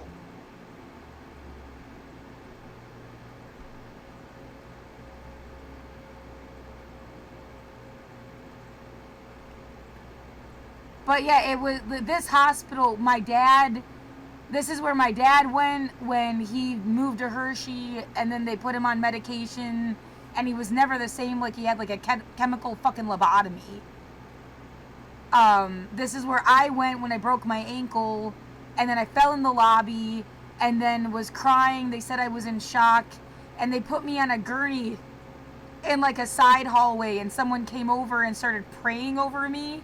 And I asked them to leave me alone and they wouldn't. And then the next thing I know, I woke up from anesthesia. Which, that's like discrimination. You can't fucking do that. And no, it wasn't the waiting room. It was like in the hospital. Well, the idea, oh, someone's gonna come up to you in the waiting room, don't be a bitch. I was on a gurney, like in a back room. And then, yeah, where the house dad died, who's like part of the situation I'm bitching about. It was their wife saying, we're taking out the trash tonight thing. People are not trash.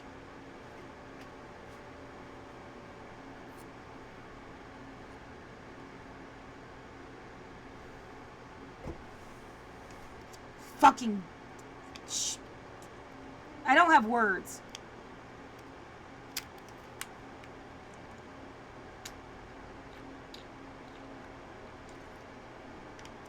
Right, what are all your memories? You know, like every single one from the age of like, you know, you were born till now. Go ahead, I'll wait.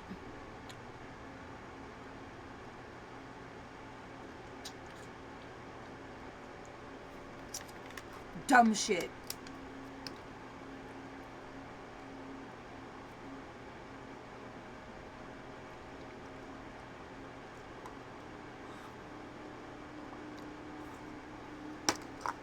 Yeah, the visualization does help. So you start out with the year you're born. And you just like, my life splits into like 1, 2, 3, 4, I guess 5, hopefully 6 or 7 or 17 more chapters, you know, like, who knows what tomorrow will bring.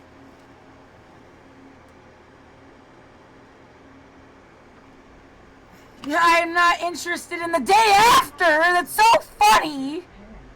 Fucking hilarious.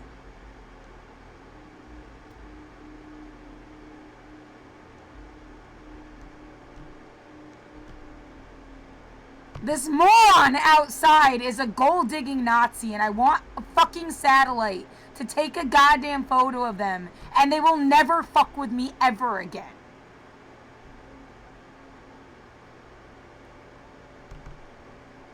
No one is your friend that went and fucking, like, stalked you around your house and didn't talk to you and just made everything like a fucking, like, concentration camp for years on end. That person is never gonna be your friend. Fuck you and your warped goddamn power game.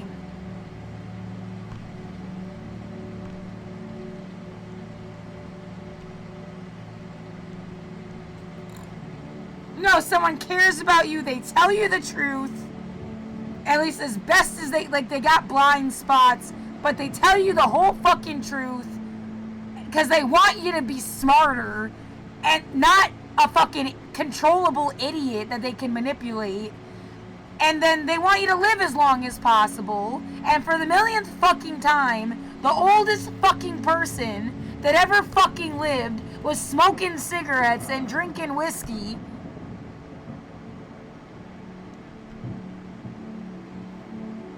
Yeah, you got the fucking guy from Akira, Greece, too. Smokes a pack of cigarettes a day for 70 fucking years. So I'm not talking about forcing the bitch to live in a bubble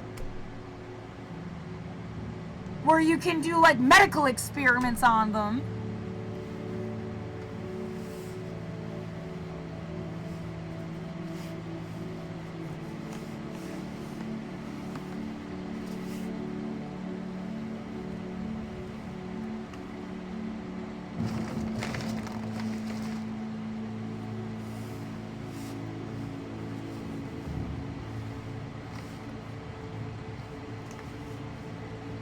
No, there's no reason my room smells like fucking garbage. They're doing something from outside. Fuck you! Yeah, it's just within the last, like, fucking hour. It's even more to the fucking point. I can, like, taste it in my mouth.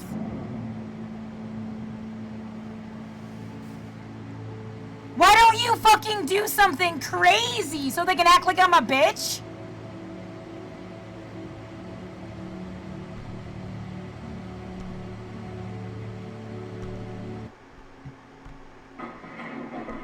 Come on, we have to pretend you wanted people here. I said no! I don't know who you are. Get away from me. Don't tell me I don't know you. You are a stranger. Get away. You're a stranger. You're a stranger. Get away from me. You're ruining my life and you know it. I don't know what you're up to.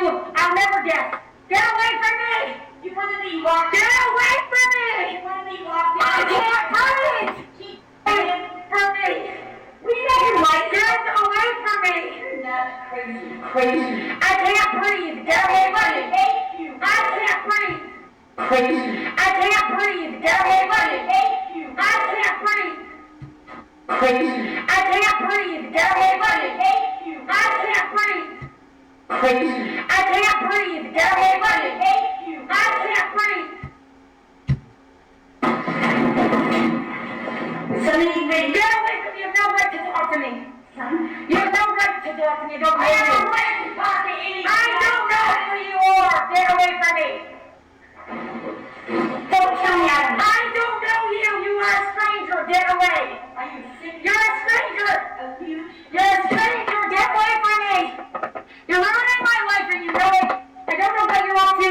I'll never guess. Get away from me. You want to be locked. Get away from me. You want to be locked. I can't breathe. Keep from me.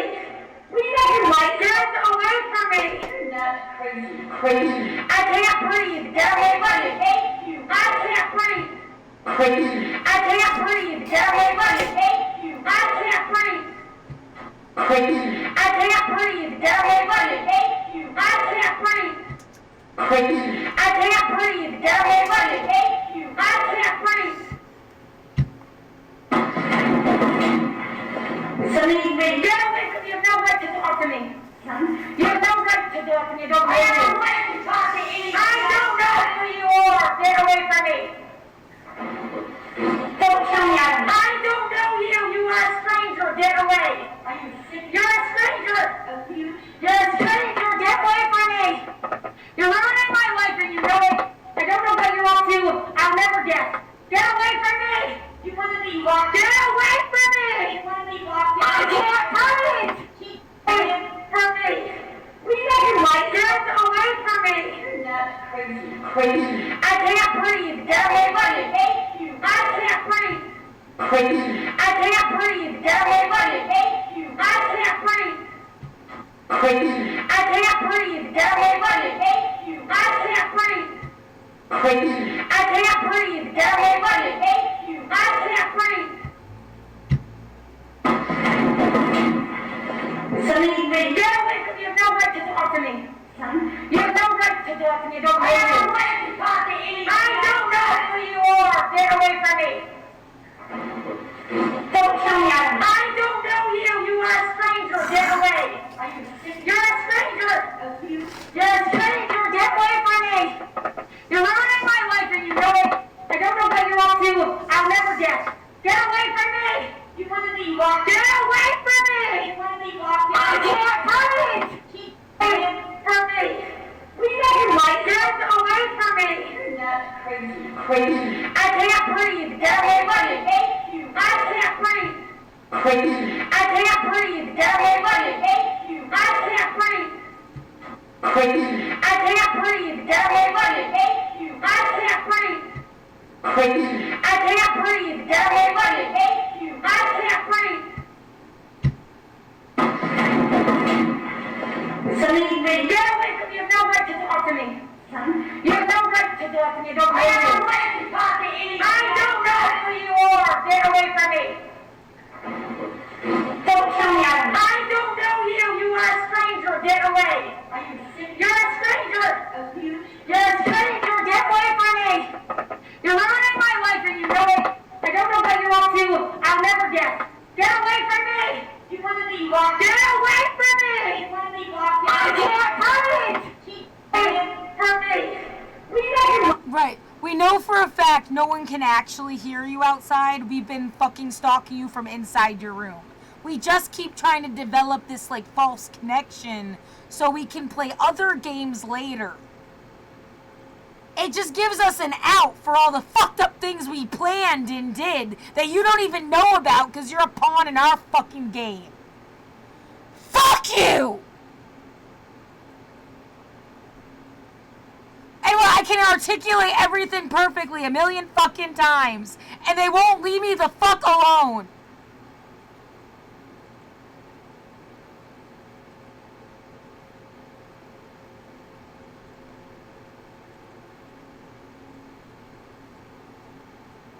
Fuck you! 9:40 fucking 1 p.m. I don't know that I want to stop it there. What the fuck else am I supposed to say? Again, it would take 1,000 years to say fucking everything. You don't even give a shit in the first place. You just want to play fucking games until everybody's dead.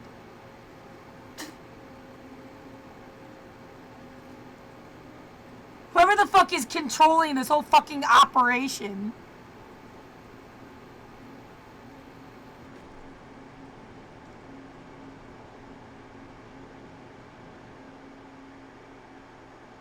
Fuck this! Oh, there, you heard a bunch of shit drive away and the smell stopped. Because they want you can't hear me outside! You're fucking liars! You think this shit is funny? You're stalking me from like inside the fucking building. If you can see this, you deserve it. Get the fuck out of my room!